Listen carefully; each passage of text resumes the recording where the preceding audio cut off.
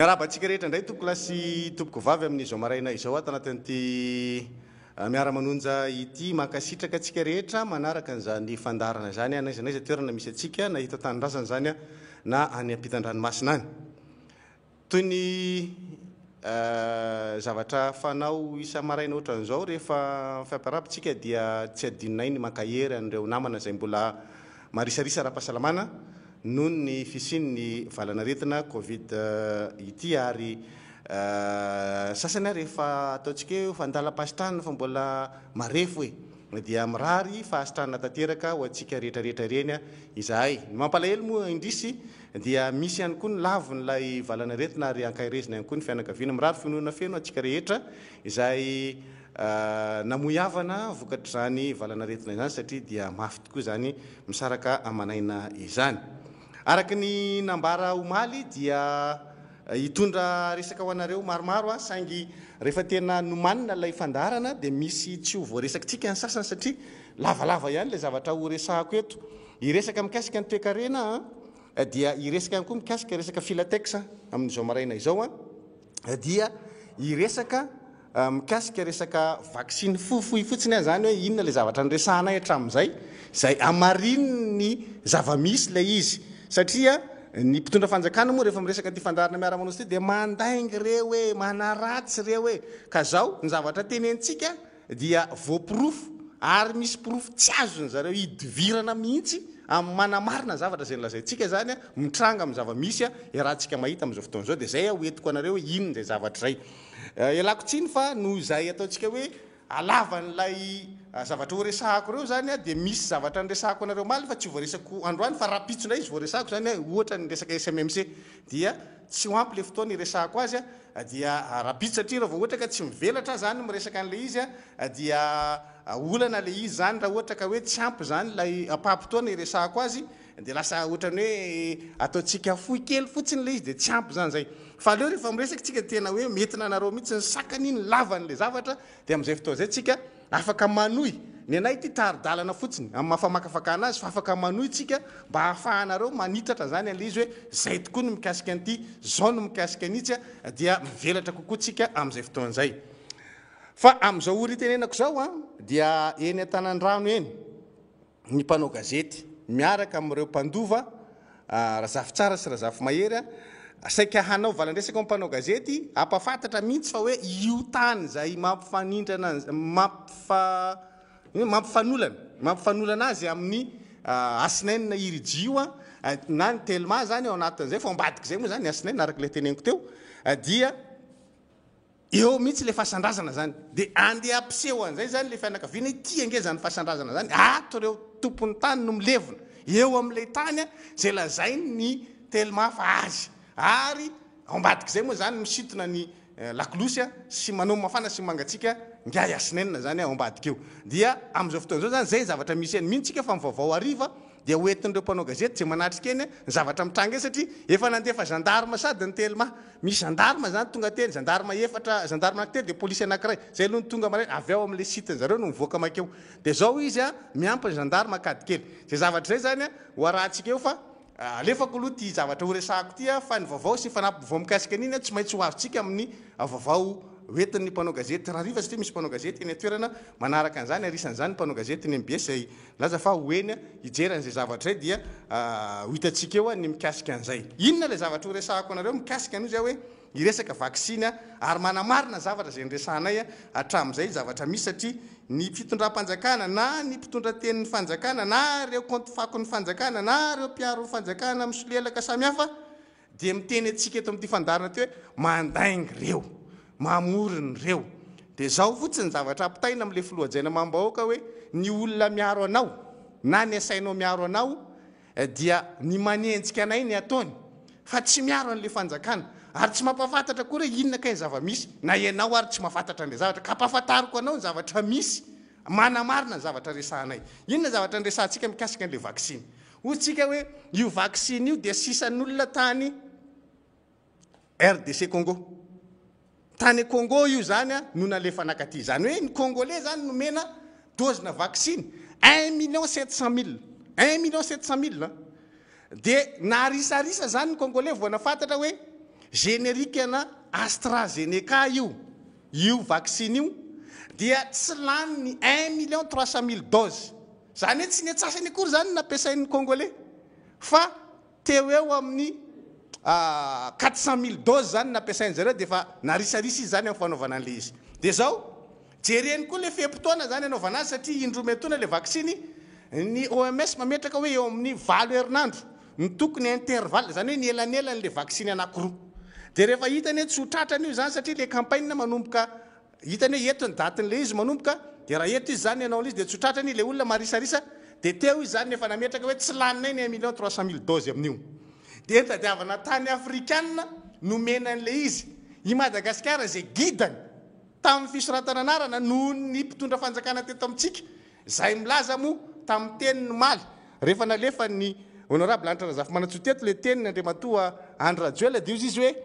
io resaka vaccine io ange ozy zao lafiratsiny AstraZeneca io dia nyteny teo fa ny manam-pahaizany eto amintsika mozy izy no mahita ny mahatsara ny vaccine zany hoe ny mpanohitra zany itenen'ny lazainy fa manam-pahaizana io zany izy ny manam-pahaizana mozy izy no mahita fa ny mila ny vaccine io tsika ary lay fanaovana an'le vaccine io zany hoe naratsiny zany le AstraZeneca ary natsipony tany andamosi ny fanoherana ohatrany hoe tsisy rarahiny an'le AstraZeneca sy le fanaovana an'le vaccine ka anjinona ny teo ny zavanisy dia izao ny fototra ny am'le izy satria le AstraZeneca tsy lanin'ny olona no nomen'ny olona ny Madagasikara zany androany misy proof afatsika tena manamarina an'izany zavatra tenentsika zany hoe avy any Congo io jereo le sary any aminareo any nareo rehetra zay nahita ny sarin'iny vaccine tonga teny Ivato iny a dia jereo fa amin'le fonosan'iny vaccine iny a jereo tsara le amin'le fonosan'le vaccine a fa misy soratra eo io soratra io zany a tsy takona le izy tao anatin'le sarina voaka fa rehefa tena nandinika zany dia nijery hoe ary ty misy code na aéroport zany hoe misy code na seranam-piaramanidina Antananarivo fantatrareo inona ny code rehefa hoe Antananarivo raha ohatra hoe andeha any Paris anao a dia misy code iny ohatra hoe Charles de Gaulle zao dia CDG Antananarivo a TNR misy ohatran'izay zany izy dia jereo amin'le fonosana fa mahita soratra tsika eo mahita TNR tsika eo ambony a dia eo ambany tsika mahita FIH ny dikany FIH amin'ny code na aéroport dia Kinshasa Congo zany any zareo congolais le FIH TNR zany Tananarivo le FIH any Congo nandalo Addis Abeba satria misy ADD eo ambany jereo fa misy ADD ny code ny Addis Ababa moa zany ozy zareo any rehefa miteny anazy tsika manao Addis Abeba ADD ny anazy eo manamarina zany zavatra rehetra tenentsika zany hoe avy any Congo io vaccine io tompoko no makaty Antananarivo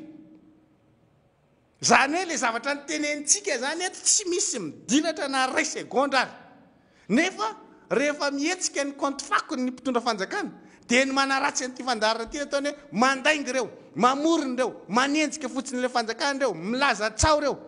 dia amarino ary amarino amin'io sary io jereo le fonosana iny misy hoe Covax le fonosana mangamanga be dia jereo fa misy anankiroa lay taratasy mipetaka eo ny anankiray Covax misy hoe CEP dia misy hoe Gavi jereo tsara dia UNICEF dia eo akaikin'io mbola misy anankiray misy code na aéroport eo akaikin'io taratasy anankiray somary tongilana zay izy dia jereo fa misy hoe TNR FIH ADD dia misy soratra ambany hoe Covid vaccin zay ny ao jereo tsara zay zavatra zay monsieur le président etiko itenenana anao hoe okizay ty compte fakinao tsy mitondra makaizy ty ny vola lany ianao tsy voaron'le izy akoriny baraka fotsiny mipetraha amin'ny tany amin'izay ny tongotra dia dinio tsara hoe inona kay ny zavatra tsy mampandeha eto amin'ny firenena zay le miaro vatana fatany zay fotsiny fa tsy mba misy zavatra mitombona entina erovam-batana lay compte fako fa tonga dia hoe forme ve mba resahanareo fa ny forme ny zavatra lehibe mihitsy ny détail ohatra zany ny zava-dehibe ao anatin'ny tony resaka tony zay ny atao hoe communication manara-penitra fa tsy le manara-penitra teneninareo io zay nge malala fomba dia mahay tsara ny zavatra tokony ataonay ary mitondra ny zavatra rehetrarehetra hoe eto ny resahanay azy eto ny resahanay azy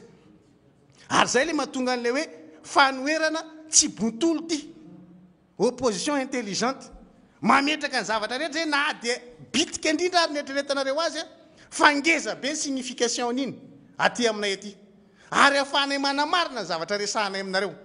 nareo zao mijery an'izany toy izy nareo bitika zany amin'ny sary fa za tsy naka sary teny vato fa sarina lefanareo ihany io jereko ny sary miparitaka amin'ny tambajotran-tserasera io ary mitovy daholo io na amina vaovao hafa amina gazety hafa ary dia misy an'io sary na mariniko daholo mihitsy fa mitovy daholo le sary noho izany a ny détail ohatr'izay tsy hain'olona manao communication nareo hoe io a ny manamarina zavatra resahana eto zay zavatra zay a ny tiako resahana manodidina le resaka vaccine nga ministre moa zany nataon'ny olona suppositoire na tsy etsindafaka ozy izy ny fitenena zay rehefa hoe io aloha ny kobay zay mako hoe ao aloha nga andre mato ministre aloha zany ianao no misatatra ny tiraraha ty na tsy etsin'olona ty lefa marikivy be marikivy be ngarainy natao vaccine efio fakandra monsieur le ministre mafy teo ministre io a zay le solelakisma misy vidiny vo vaccine voalohany ianao ka na manahoana fanaratsiny nga flo anio AstraZeneca io AstraZeneca tena izy araratsiny maiky fity générique eritrereto am'izany monsieur le ministre fa dia ianao aloha zany na tsy etsin-davaka tao anatin'iny e ianao ny suppôt tao nga hita efa zay le izy ko ministre ko bay no tsika zay hoe visible zay tenenantsika azy mety daholo fa ianao aloha zany na tsy etsin'ny olona tao anatin'le izy omaly a dia ianao no nataon'olona satana dia mandeha moa comme hoe efa misy roa alina no mazotanao an'le izy koa le zavatra naharatsinareo raha zavatra nahatsarainareo nge izy zavatra miazakazaka e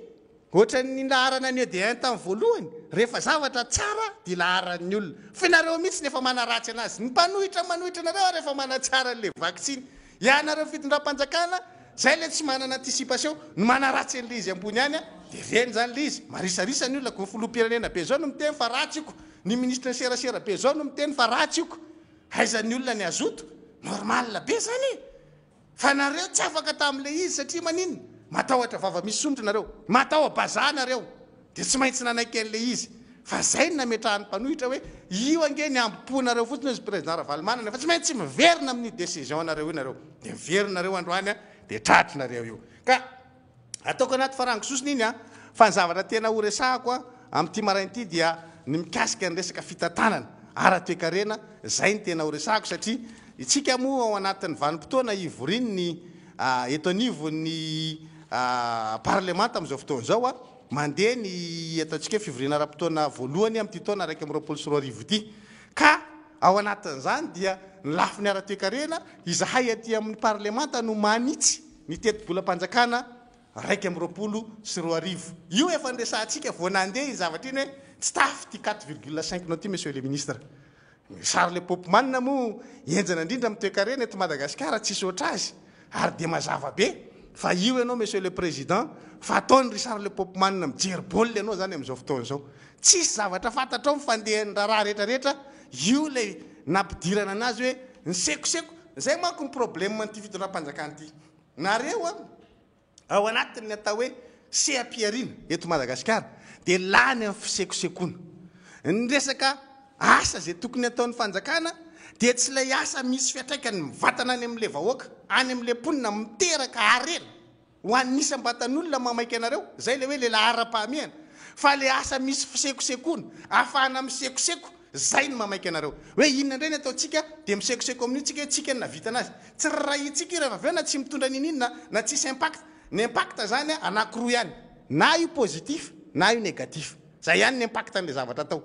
fa ny anareo tsy rainareo na ho négatif ny impact io rehefa aveo hoe misy fiatraikany any amin'ny resaka fanodonana an'le izy ahoana ny apatezan'io sy ny sisa le fotodrafitrasa tao tsy hany fa hoe androany tsika mila misekoseko fotsiny tsika nanao an'ity dia zay ny mamaiky anareo le anao azy aka ohatra mazava zay amin'izay resaka fisekosekonareo zay ohatra zao kianja be mamasina io mamaiky anareo zao io a satria nareo te hisekoseko mihitsy hoe navita kianja mamasina fa ny impact an'io ray fotsiny ty hoetiko ty mbola tsy resaka zavatra betsaka raha ohatra ka nandanitsika raha ohatra hoa ny kanja mamasina teo iny nandanitsika ohatra satria ny commune urbaine no mena ny fotodrafitrasa io a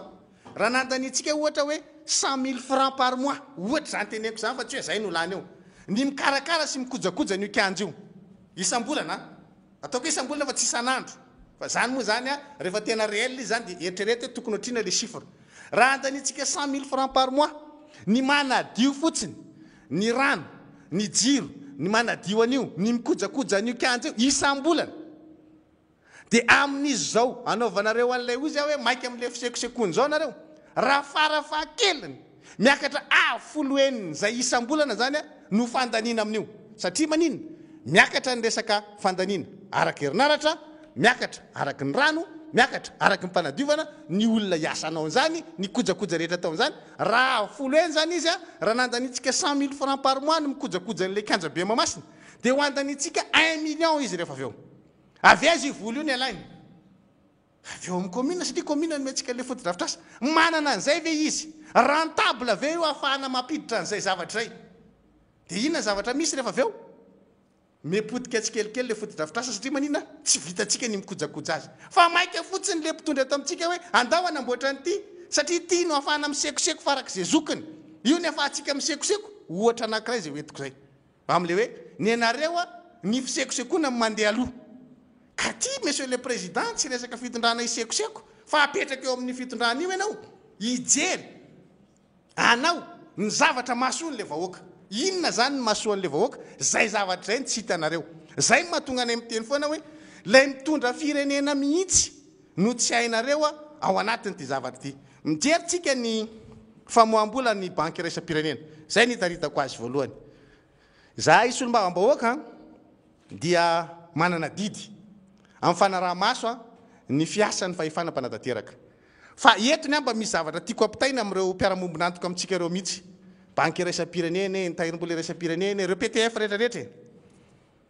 any aminareo any ivelany any manana ny lanjany mihitsy zany atao hoe solombavam-bahoaka zany ny olom-boafidy na tsy solombavam-bahoaka azy fa ohatra hoe ny filohan'ny faritra re mofidina any aminazy ny be ny tanàna ny mpanolotsaina paritra ny mpanolotsaina manana ny lanjany zany reny olom-boafidy reny any aminareo fa eto aminay mampalahelo moa zany fa ny mpitondra fanjakana ny fahefanam-panatanteraka mihitsy nefa tsy manome lanja sy manome asina ny olom-boafidy fa ianareo koa zany dia tsy mba miezaka satria zahay efa arirarirany le fahefanam-panatanteraka fa ianareo zay mpiaramombonantoka aminay dia mba tokony misehatra zany nomenareo ny olom-boafidy ahafahan'ny olom-boafidy misitraka an'izay zoany zay inona le tiako atongavana misy projet be da be zao ohatra avy amin'ny banky raisam-pirenena na avy amin'ny vondrona européenne na avy amina AFD na tsy haiko na BAD na inona na inona mandalo eo anivony ateny miara-pirenena io fa tonga amin'le teninay zay hoe fofoniny fotsiny le izy dia lasa mahagaga hoe io zany le sakafo mandalo dia fofon'le solombavam-bahoaka dia lasa iny tsy zavatra fantatry le solombavam-bahoaka ntsony rehefa avy eo fa fofoniny fotsiny hoe manitra zany sakafo zany ninninona io zany fa ny tena marina amin'ilay zany tokony omenareo sehatra tsy hoe inana kory ary le solombavam-bahoaka fa hoe hamantatra hoe inona ka io sakafo manitra be mandalo eto ambanin'ny masina io ary hoaizy io sakafo io omenan'izy io zany hoe le tiako atongavana dia ity rehefa misy tetikasa zany zay hovatsianareo vola ka fantatra mazava dia ny melohange iny hoe ny commune ny Bemoasandro ohatra mahazo azy ao amin'ny district na Tsimondrano ohatra zay teneniko zay hoe commune Bemoasandro anaovana tetikasa mikasika ny ohatra hoe voly tsaramaso ohatra fotsiny zay dia mazava be zany le financement hoe ny BAD ohatra ny financer an'io na anao lakan-drano izy dia izy no financer an'io dia tokony ao anatin'izay zany mialohany ny andalovan'le izy eo anivony ateny miara-pirenena zany satria misy ratification ataonay ao misy zavatra mandalo ao reny projet reny dia tokony le solombavam-bahoaka concerné zany hoe ny solombavam-bahoaka na Tsimondrano zany na ny maire ao anatin'ilay commune voakasika io miaraka amin'le solombavam-bahoaka no tokony mba omenareo avy ao amin'le PTF hoe ity ary misy séance na information ho anareo solombavam-bahoaka ato Tsimondrano satria ato amin'ny commune anareo le izy na ohatra any Beza le zavatra atao dia atsona le solombavam-bahoaka any amin'iny district iny dia mahazo an'le fanontany hoe ty zavatra ty zao ny enveloppe atokana amin'ity zao ty zavatra atao ty handalo ao aminareo amin'ny ateny miara-pirenena ao ny ratification io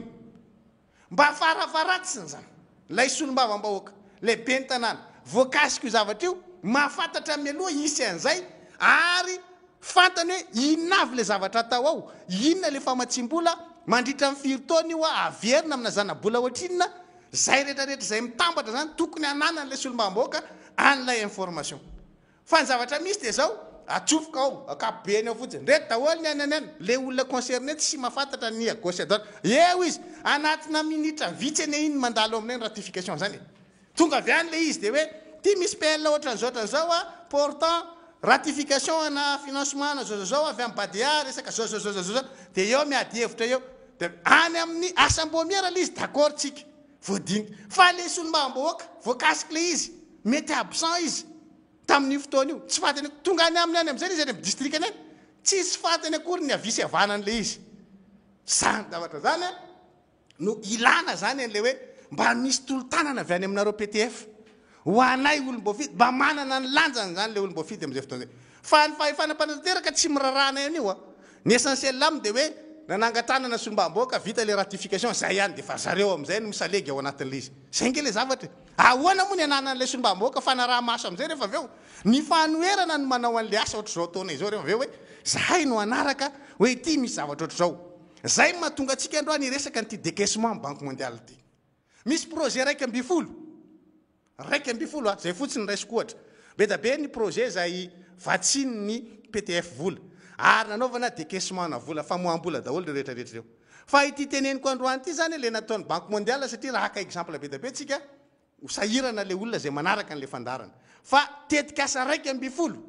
vatsiny banque iraisam-pirenena vola tao anatiny 5 volana zao satria volana metsika zao nanomboka tamin'ny volana janoary nakaty zany tetika asa raiky amby folo no namoahany banque iraisam-pirenena vola 200 milliards d'ariary latsaka kely ny total bidiny zany volana voaka zany fa maninona no miresaka an'izay satria zao tiako isokatra amin'ny masonao ianao voaka malagasy io ohatry ny ahoana ny fomba fiasan'ity fanjakana mitondranao androany ity rehefa io président io zay moeraoera mandehandeha dia kopy ianao fa nisy décaissement zay dia iny izy fa mivoaka ny lapa dia makary satria misy volana voaka zay fa ny zavatra ty tsika tenenina tsy dia eo amin'le volana voaka fotsiny fa le fomba fampiasana azy projet raiky amby folo no navoaka amin'ny projet raiky amby folo ny total banque mondiale fotsiny io fa tsy miresaky tsika eto hoe union européenne na BAD na sisisa fa banque iraisam-pirenena fotsiny resako amin'io dia 200 milliards d'ariary ny total fa zao rehefa mivoaka io famoaham-bola io dia misy affectation na budget zany tokony ataon'ny ministère ny fitantanam-bola Richard Le Popman zany eto nytitsika tenenina hoe zay le mahatonga an'le PTF miteny amintsika hoe tsy ampy ny mangarahara avy ao anatin'ny ministère ny fitantanam-bola io satria raha vola avoaka any amin'ny volana janoary aty amin'ny volana metsika androany mbola tsy hitatsika hoe nalefa aiza moa zany teti-bola zany zay zany zavatra tiatsika azava miainga avy amin'le ministère ny fitantanam-bola hoe nalefanareo any amin'ny ministère n'inona io 200 milliards d'ariary io satria ny hitanay aloha hatramin'ny androany dia 82 milliards d'ariary virgule 17 zay zany ny misy 82 milliards ariary zay ihany no hita ny trasin'ilay vola hoe reto vola 82 milliards ariary reto dia naaffectena amin'ity ministère ty ato amin'ity ministère ty satria ireo tetikasa raiky amby folo reo dia misy ministère samihafa ivantanan'ireo tetikasa reo zany avy amin'ny mpamatsy vola monsieur le président eto dia ty anaty tranitra aminao mihitsy hoe ny teti-bolam-panjakana tompoko dia lalàna io ary ao anatin'io lalàna io nisy ny financement externe noho izany ny lalàna dia saripady zany zay mahatonga anazy hoe mandalo eny anivony anteny mera-pirenena mahalalàna anazy ka io tsy azonareo atao kilalao hoe avy ato dia afindranay makaty ny zavatra voasoratra makato dia afindra makaty tsy mety zany mandika lalàna zany tsika raha manao zany satria lalàna no manoratra ty financement externe ty zao le izy zao ny montant io financement externe io teneniko io le famatsim-bola avy any ivelany zany dia voasokajy anatin'io teti-bolam-panjakana io zay nylokalokany ny ministera ny fitantanam-bola hoe zao miliara ariary ny famatsim-bola avy any ivelany ho azotsika amin'ity LFI 2021 nefa hatreto zany tsika ny sora-bola avoakan'io ministera io dia tsy mifanatsahana amin'le décaissement ataonareo. Io zany tsy azonareo afindrafindra hoe andao ataontsika makary dia alefantsika makato na alaitsika le vola dia andoavantsika ny trosatsika satria tsika mitrosa foana. Ny mpamatsy vola koa dia entitra ny trosatsika tsy maintsy aloha fa tsy rehefa mindram-bola tsika dia andoavantsika trosa indray fa matoatsika mindram-bola pré-projet io dia misy tetikasa zany vatsiny io vola io. Maninona ny arirariranareo le izy mitaky zany tsika eto ary zay le tena andraikitry ny solombavam-bahoaka hoe mitaky amin'ny ministera ny fitantanam-bola ataovy mazava ny OGT anareo taraiky be fa ataovy mazava hoe mahakaiza io 200 milliards ariary banque raisam-pirenena fotsiny zay resako androany tsika mbola 82 milliards d'ariary 200 milliards ariary tompoko ny décaissenareo aiza zany reo vola reo nakaizy reo ministera ninavy no nandefasana andreo fa raha findrafindra nareo lalan'reo za zay le mandika lalàna zay monsieur le président zay zany le tsindritsika tsara zay ka etsika zany dia efa mametraka an'izay hoe ity fitondram-panjakana ity ny zavatra anankiray isan'ny mamparefo azy nareo zany dia marefo dia ny resaka plan d'action zany hoe tsy capable nareo manao draftra ahafahana mamoaka an'le vola avy any amin'ny mpiara-mombonantoka amintsika tafavoaka indray le izy mbola tsy capable koa nareo manaraka an'izay draft zay ny mpamatsy volantsika anie mijery izy hoe inona ny draftra entina amoana an'le vola ho an'ny fitondram-panjakana malagasy ary rehefa mivoaka zay dia manontany antsika amin'izay le izy rehefa aveo hoe ohatry ny ahoana ny fomba ampiasantsika azy satria rehefa tonga ao amin'ny trésor ao amin'ny tahirim-bola mpanjakana le izy tsy vola amin'ny fanjakana malagasy io ka andeha idedadedahana gauche droite fa vola nindramintsika avy amin'ny mpiara-mombonantoka hamatsiana tetikasa ary le tetikasa eto dia zay mihitsy ny apetrakintsika hoe mila tetikasa tsika tetikasa miteraka arena ho an'le vahoaka malagasy oka zay ty tetikasa na fisekosekony ity fa mila tsika tetikasa ahafahana tena hoe manantsika tetikasa mazava ka rehefa mahazo famatsim-bola io dia misitraka an'izany le vahoaka rehetrarehetra ary misy fiverenany ao anatiny atao hoe fiarikarena mitondra karazana valeur ajoutée zany ao anatin'ny fiarina eto amintsika zay zavatra zay tsy anananareo mihitsy dia zahay zany eto miteny amin'ny mampanohitra anay hoe mba hahatonga ny PTF tsy jery antsika maso ilany re tompoko aleo mba hahazoro le tatitra avy aminareo manomboka volana janoary ve tsika manao décaissement volana mai tsika androany 200 milliards d'ariary tsy capable nareo manao an'izany tatitra zany za aloha eto monsieur le président dia miteny aminao hoe tazomy mihitsy Richard le Popman io fa mety aminay mpanohitra io satria io no ahitanay ny tsy fahombiazanareo avy amin'ny alalan'ny ministra io ny tarafanay ny tsy fahaizany ty fanjakany ty mitondra fa raha ministra fahafa manko mety manaraka ny tena atao hoe pitsopitsony fa io mety io aloha io ihany eo dia manomboka hita zany hoe io nareo fa tsy capable manao tatitra manome bilan za me fotsiny mijery an'le tatitry ny banque foibe Madagasikara hoy zay hoe tratrany solelakisma koa ny ragovany banque foibe satria rehefa mandeha le notiny BFM zany satria manao note am'le conjoncture zany izy dia manao note izy iny tsy afaka tsy maintsy manao an'iny zany le banque foibe Madagasikara dia milaza mazava izy ao anatin'le notiny hoe noho ny fisian'ilay deuxième vague n'le Covid ozy izy dia tsy voaja le vina tamin'ny LFI 2021 mazava angeny dikan'izany ny 4,5% anao zany monsieur le ministre Richard le Popman na barakay tsy zany nanoratra an'izay fa banque foibe Madagasikara hoe tsy voazona zany io izy noho zay le vina zany tsy voatazona ny dikan'izany mazava manao LFR anao pa zany aloha le 4,5%. Zay efa niteneniny Solombavam-bahoaka firy nitenenao na mpanohitra na tsy mpanohitra hoe tsy tratry zany monsieur le ministre. Tesy nanana formule avy any Richard Le Popman hoe tratry zany e. Zay mbandry honorable Anitra Razafy Manatsoa be da be zay tao député Ramboasalama maro e. Tao anatin'ny assemblée dia samy mitondra fanakianana an'izany. Fa rehefa tonga teo amin'ny fivoriana azy be sy ny maro atrehana, still Le Popman hoe misy ny raikim-poy amin'izany tompoko. Azo atao tsara mihitsy zany. Dia nampianatra teo mihitsy Richard Le Popman. Mbola namaly ny Solombavam-bahoaka teny amin'ny CCI teny Ivatra. Nilaza fa mety zany 4,5% zany. Androany ianao monsieur le ministre mitsangana teneny fa tratranao 4,5%. Zafady. Io tsy vita amin'ny fisekosekoana monsieur le ministre miala tsiny a. Taremarika io mathématika tompoko. Fa ianareo moa tsy nianatra sekolelady a dia tetaka. Ka zay zavatra zay zany le tiatsika teneny hoe tsy adalanay tompoko. No niresaka an'izany tamin'izany fotoana zany. Hoe tsy tratry io miala tsiny e. Anaovana azafady mihitsy monsieur le ministre fa tsy tratry zany 4,5% zany. Satria tetitsika ny aingy. Fa ianao sy ny formule anao avoay androany. Pourfoy aminay fo tratranao 4,5% amin'ity 2021 ity. Tsy possible zany. Dia inona no nataon'ilay banque foibe Madagascar amin'ilay solelakisma tiako tenenina anao. À un moment donné, Banque mondiale namoaka. Ozy izy hoe ny taux de croissance nareo Madagascar ozy a 3,2%. Fa efa namoaka izy monsieur le gouverneur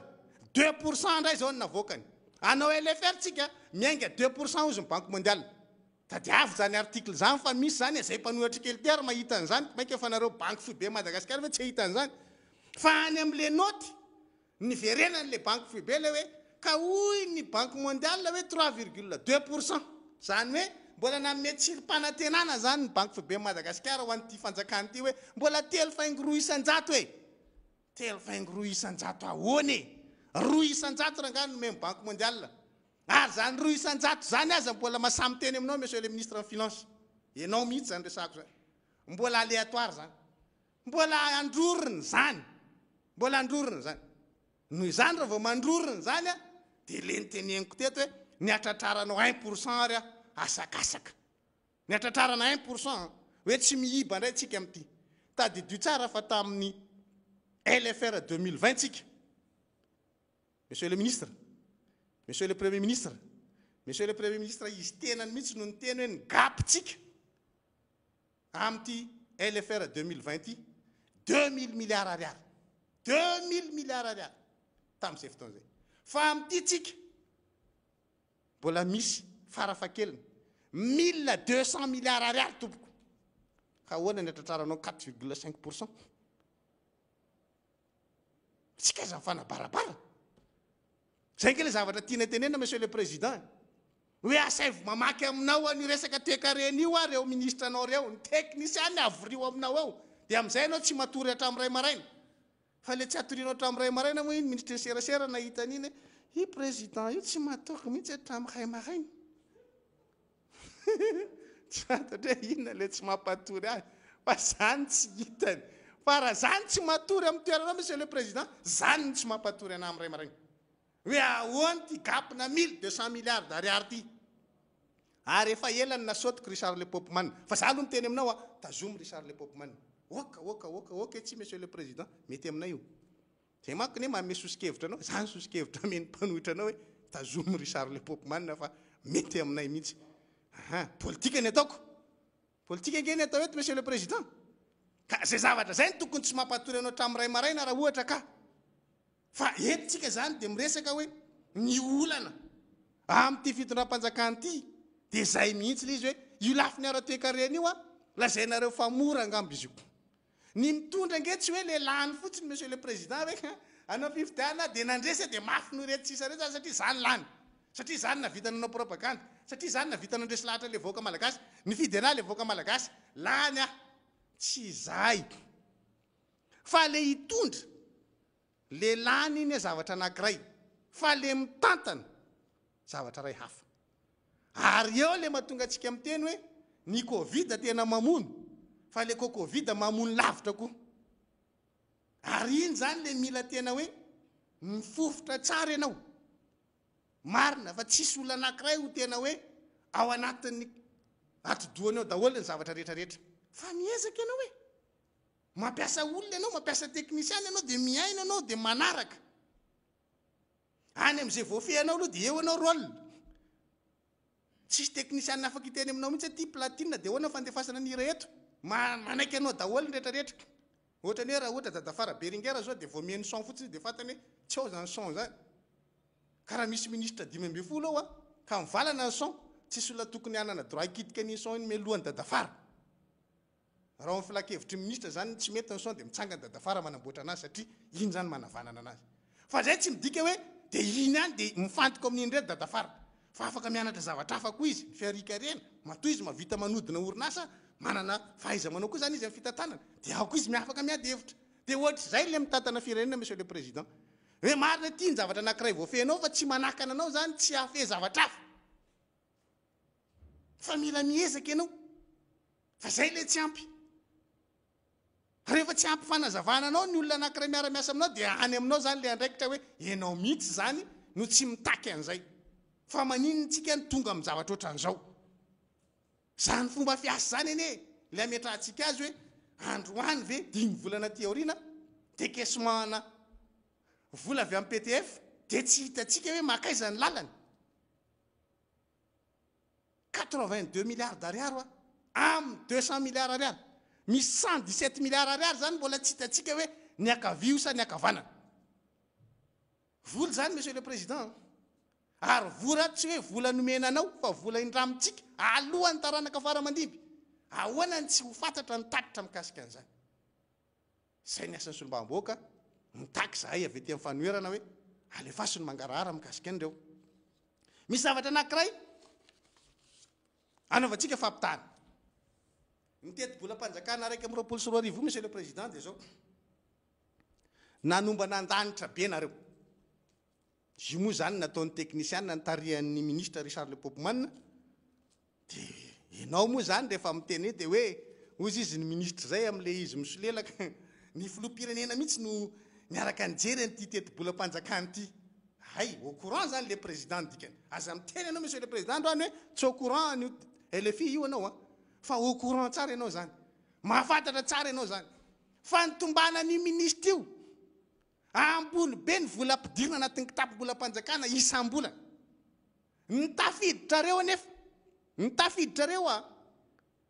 420 milliards d'ariary isam-bolana zay ny taremarika eo anelanelany zany zay moyenne zay 420 milliards ariary isam-bolana 500 mahery ny tombana anareo nitafiditra reo 420 misy gap isam-bolana zany tsika zay mahatonga le 1200 milliards ariary ary amin'ny farany ary na 1300 eo zay le tsy hotratratsika raha miainga amin'le teti-bola lasitra tsika inona ny dikan'le hoe 420 monsieur le président vola tafiditra reo le 420 milliards ariary dia le vola kirakiran'ny fanjakana fotsiny no zakan'io le fandanina andanin'ny fanjakana vola fotsiny no zakan'io 420 milliards ariary isam-bolana ampidirinareo anatin'ny kitapo-bolam-panjakana io raha tsy misy zany le financement externe kaotsika normal be ny zoko be andrenjato ny rahalahy Maxime raha hiteny hoe sahirana amin'ny resaka fandoavam-boly ty fitondram-panjakana ty satria maninona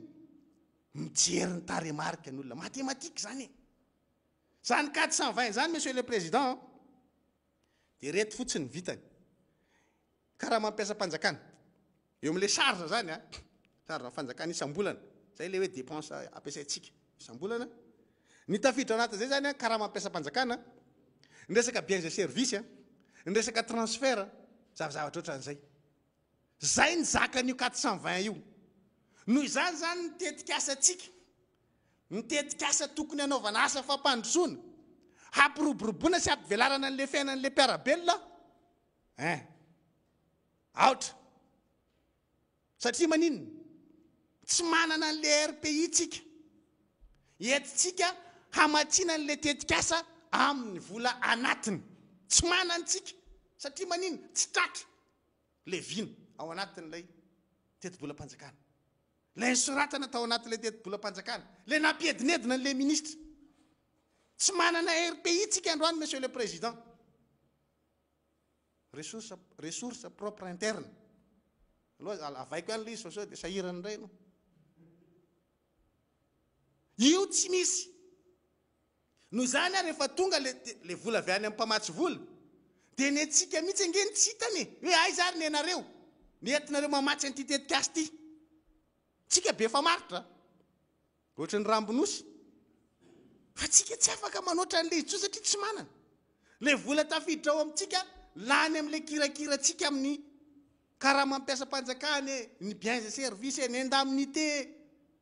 ny resaka transfert, jirama sy ny tariny reny transfert reny.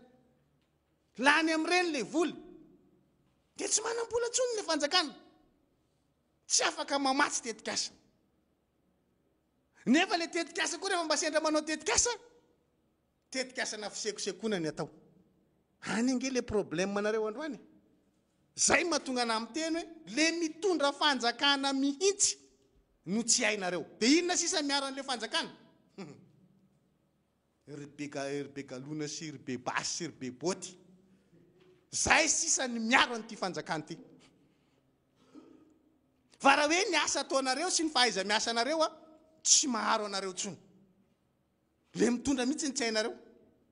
Io financement externe io nge zao, io ny lalaovinareo ary zay mahatonga anareo tsy manao mangarahara amin'ilay satria eriteritry ity engane za ho diso any an-tsenanareo mibanga le financement externe zay tokony hamatsiana tetikasa. Engane za ho diso. Fa tsy ataonareo an'izany le vola fa mba za fotsiny zany ohatrany tsy maharaka kely dia nareo fotsiny ohatran mba taraikiraiky kely miresaresa le mitamatama ozy monsieur le président Ravalomanana io. Nareo mba mitamatama kely fotsiny. Fa eto zany tsika rehefa mijery an'le zavatra dia zay hoe ny olana aminareo androany dia zay hoe ilay fandaniana andavanandro no anymbatratra n'le fampidiram-bola n'le fitondram-panjakana. Androany tsika raha iresaka Ambatovia, aza fitahanareo ny olona. Fa Ambatovia zany raha farafahaingana anoany amin'ny volana Jona na Jolay, araky ny tombana zay, vao mahatratra n'ilay hafainganam-pandehany amin'ilay fanondranana entana ohatry ny tany aloha hoe 2900 tonnes. Tsy possible zany io. Donc rehefa tsy mbola miaina tsara le fanondranana entana dia le fampidiram-bola anatin'ny kitapo-bola miresaresa koa. Zany maly ny resaka tamintsika hoe miena ny fanafarantsika entana, miena ny vola ampidiritsika amin'ny fanondranana entana. Maninona moa tsika miresaka amin'ny vola miditra anatin'ny kitapo-bola mpanjakana avy amin'ny entana ondratsika satria farafaratsy niny aloha zany le mba mampidi-bola vahiny. Mampiditra eo amin'ny ataontsika hoe ny akabiazan'ilay vola vahiny miditra eto amintsika ankoatran'le donsy rehetra zany mba voatsetsin'ilay fanondranantsika entana. Fa ny olana androany miena iny, fa ny loza miena koa ny fanafarantsika entana. Anome pourcentage ianao monsieur le président, tsy fantatro raha manaitra anao na tsy mampatory anao hatramin'ny ray marainy zany na mahita tory tsara ianao raha zay fa zavatra hafa tsy mampatory anao hatramin'ny ray marainy. Fa androany monsieur le président, ny fanafarantsika entana amin'ny angovo zany énergie moa izy ny teny frantsay, ny solika sisa reny zany ny angovo reny, dia miena hatrany amin'ny 20 isan-jato. 20 isan-jato ny tahan'ny fienany ny fanafarantsika angovo. Ny resaka équipement reny akora ilaitsika amina fanaovana fotodrafitrasy reny miena 10 isan-jato. Ny akora fototra matière première zany miena hatrany amin'ny 4-20 isan-jato ny importation ny matière première androany. Lecture an'izany zany monsieur le président dia zavatra anankiroa. Voalohany, na tsika tsy manam-bola zany afatsika manafatra andreo ve? Miena ve zany ny tahirim-bola tsika amin'ny vola avy any ivelany dia tsy afaka manafatra tsika? Zay ny anankiray. Sa misy antony hafa fa ny impactany dia ity: ny angovo ane ka afahantsika maka taxe ngeza be mampidi-bola ao anaty kitapo-bolam-panjakana taxe amina produit pétrolier fatatsika zany hoe firisan-jaton'ny taxe miditra ao anaty kitapo-bolam-panjakana no azotsika avy amin'ny produit pétrolier nefa io ny hena dia ahoana moa zany ny ampiainantsika rehefa mihena iny mihena ny angovo afaratsika mihena zany ny taxe ampidiritsika mazava be nge zany ny taxe ampidiritsika amin'ny 30% mihena zany satria kely le afaratsika inona koa ny fiatraikan'izay manaraka ny ahafahan'ny orinasa manao famokarana eto Madagasikara mihodina dia miainga avy amin'ny angovo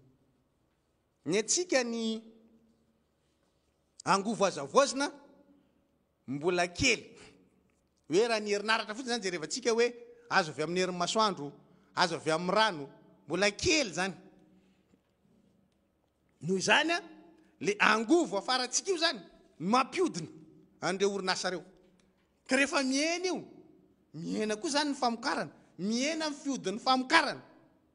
dia tsy kakitsika raha mihena zany a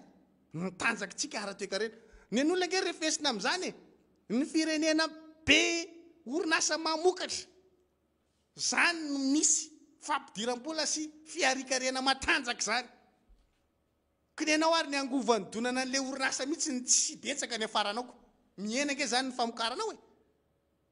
mihena ny tamin'ny famokarana raha resaka fotsika ambolitsika zao dia efa mila gazoal ohatra zany mihena nefa ny fanafaratsika an'iny dikan'izay mihena ny famokaratsika mazava be nge zany tsy mila nianatra toekarena enjana be anao dia afaka manao an'izany hoe tisy tia dia zao ny fetraikany ohatr'izay koa ny resaka équipement raha vao mihena fanafaratsika dia mihena zany ny asa créena amin'io ny akora fototra raha vao mihena io dia mihena koa zany zavatra vokaritsika amin'ny alalan'io zany nefa ny tahan'ny fiainana zany omeko anao zany eto zany tsika dia miteny mazava hoe ilay resaka fampidiram-bolantsika efa tsy ampy avy amin'le fanondranana zay ataontsika fa mangany koa etsekilan'izay ny fanafaratsika n'ireo zavatra ilaina eo amin'ny famokarana zay tsy mifandanja ary tsy mampiakatra an'le tena hoe tahany famokarana eto Madagasikara firenena mihisatra zany ty androany tsika mihisatra ty firenentsika ty miraikiraiky be manao dia tsokatra fa ny mpitondra atsika dia TGV miedinedina be ary aloha ary hoe za manana camion be 19-24 vaovao be actros mihitsy le camion ko ao Mercedes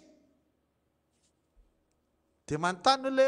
ahoana ny puissance moteur an'izany camion anao zany dia mamaly le président hoe hoentiko amin'ny pédale ny anahy io ka normal be anao raha akasary ary anaty raketa ary anaty taretra ary anaty raketa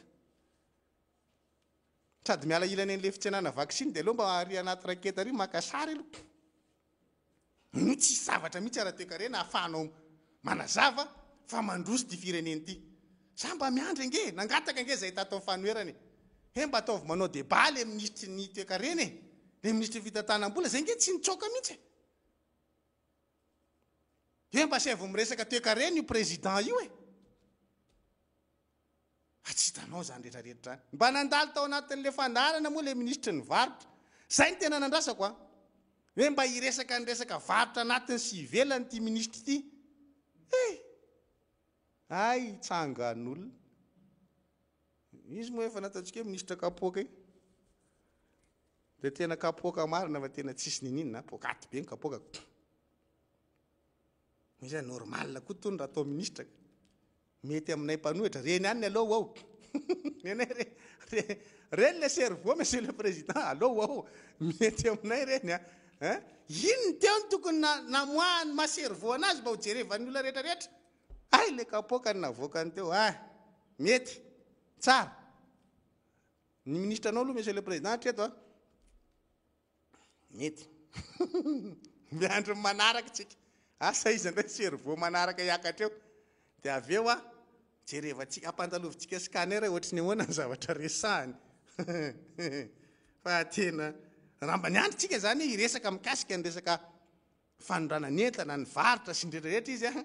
vidiny entana ohatry ny resadresahany kely teo dia meny anao mahereza io koa moa eo akaikiny hoe misy mpitsatsaingoka dia zarany ary hoe iro mpitsatsaingoka raisikely aloha le resaka fa aloha makamaka sofla kely fa zange eto atao tsangan'olona e tsy zavatra mivoaka mihitsy zany mba ho hitanao ao anatiny zany rehetra zany satria zay le izay le firenena mihitsy no mihisatra inona ary no ataon'le olona eo lehilahy ara-pahamehana ny diso ny famaritana azy ny voaka malagasy mihitsy ny diso kastinina tao anatin'le izy ary androany zay dia tsy menatra mitsangana miteny aminareo hoe tsy diso zay ny teny anareo tamin'izany fotoana zany fa ny olona tsy azo mena fanjakana dia anisany Andry Rajoelina satria naninona tamin'izany ny teny fotsiny tsy mahazaka demokrasia fa eto zany dia miresaka amin'ny PTF hoe raha ohatra ka tianareo ny ampandrosany ty Madagasikara ty dia ny olona tsy mahay mitantana amin'ny famatsim-bola avy any aminareo dia isany Andry Rajoelina tamin'ireo mpitondra fandimby teto aminay ianao raha ngaty mijery ny LFI tamin'ny andron'ny R Rajaonarimampianina fa manome kadrazy ange zany olona zany mialohany anaovana LFI na alohany anaovana LFR hoe misy kadrazy omeny zany ahitanao hoe nanahoana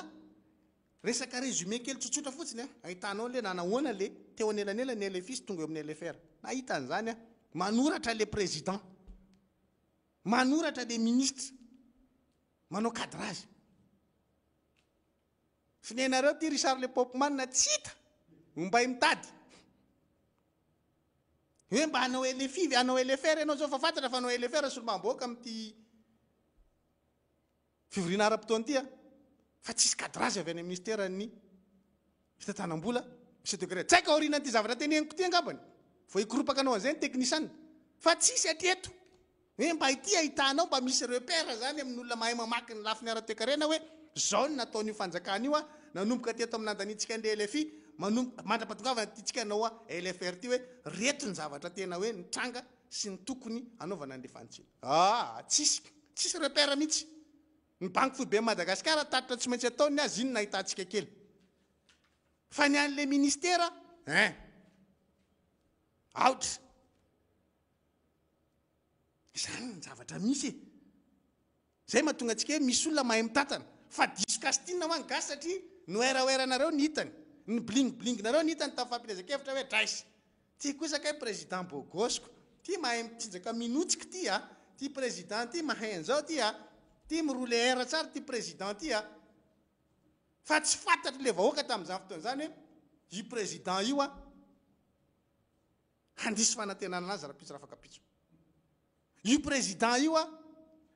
resaka oeraoera no betsaka fa tsika efa niteny fa tamin'ireny moa le voaka malagasy mbola zay teneniko zay hoe ny zavatra resahanao mbola tsy niraisy no zava-dehibe satria mbola tsy nahita ny masony fa androantsika miteny hoe aleo hitanareo mihitsy aloha ny aratsiny le olona fidinareo fa tsy sidoka ny endrika ivelany fotsiny tsika zay le vahoaka malagasy manomboka tonga saina androany hoe ay tsy mamango marina ty olona fidina ity satria tia ny antony manomboka mamoaka tsika reto zany zavatra teneniko zany azonareo marinina mitakitsika ohatra amin'ny androany raha manana tatitry nareo niveau ministère fitantanam-bola mihoatra ny 82 milliards ariary dia avoay ary jerena ny androany fa hatramin'ny androany nareo 82 milliards ariary nanaovanareo tatitra amin'ny 200 milliards ariary décaissement banque mondiale fotsiny zay resahako zay mbola tsy niresaka ny PTF hafa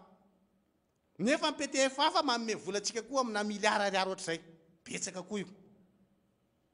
io etsika zany dia miteny hoe ny anay tsy fanoherana botolo ary matotsika androany mitondra n'izany rehetrarehetra zany ary mbola hitondritsika arakaraka izay fahafahantsika manana fotoana iresahana lafiny ara-toekarena dia satria manara-dalantsika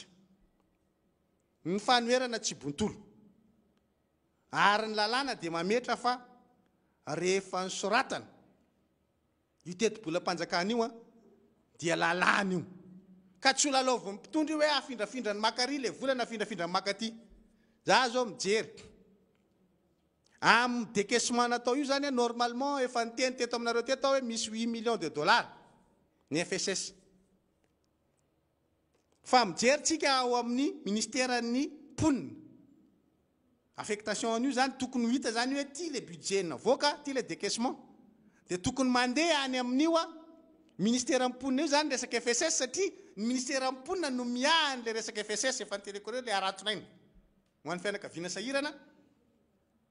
ministère mponina no miahany io inga le mahatonga antsika hoe mangataka an'ilay hoe fionana mifanatrika so ihany moa izy iny fa azo anao an'le izy tsika fa hatramin'ny androany tsika zany nijery fa 0 ariary ny ao amin'ny ministère mponina dia kahakitsika zany hoe fa maninona ka io vola io tsy alefanareo any nefa io ministère io no ministère miahany e an'izany tsy hitatsika taratra zany zany zavatra zany hoe aiza le vola na kaiza le izy nefa tsika nahita an'le décaissement ny FSS efa nteneko anareo teto iny fa miantotsika zany ny totonany eo amin'ny ministère mponina mbola tsy ao le izy nefa ny ariatsimory kere zany ny zavatra magagatsika zavatra zany zany le tiatsika ho hita hoe aiza le izy afahanay solombavam-boaka manarira maso ny asan'le fahefana mpanatateraka hoe ty le izy ty tonga ato marina le vola fa ny zavatra misy a dia zay oeraoeran'le président foana no mandeha iny le président makary iny le président inona ny ilanao an'le gouvernement raha ho vitanao daholo irehetrarehetra io monsieur le président mila fahaiza miasa le mitondra firenena fa tsy zavatra ohatran'izany hoe anaovanao populisme daholo ny zavatra rehetrarehetra tsy ho araka ao zany tsy maintsy arahanao a ny fitsipy-dalao sy ny fepetra mamaritra n'izany rehetrarehetra zany androany zany ny oxygène ho anareo dia io financement externe io sisa ny rivotra mampiaina nyity fitondram-panjakana ity fa sahirany ty fitondram-panjakana ity a tena etsika zany dia tena mahita hoe tsy voatra le fiainan'le vahoaka malagasy a raha ohatra zao fomba fiasa zao a no andrasana amin'le fitondram-panjakana ka anjaranareo ny mijery ny fomba fiasanay ato amin'ny anteny miram-pirenena hoe miasa araky ny tokony izy tokoa ve le solombavam-bahoaka manao ny andraikiny araky ny tokony izy tokoa ve le solombavam-bahoaka amin'izany rehetra zany fa na izany aty zany ary mba hatonga atsika hitovitovy le fomba fijery a dia aleo meko ihany hoe ahoana moa ny afahantsika mahita an'izany rehetrarehetra zany a ao anatin'io tetibolam-panjakana io rehefa hijery zany tsika hoe inona avy a lay financement sy le makaiza le vola dia ina dia ity zavatra ty zany nomeko atsika satria io LFI io jerenareo fa nalefa tamin'ny tambajotra-tserasera zany le izy ao anatin'le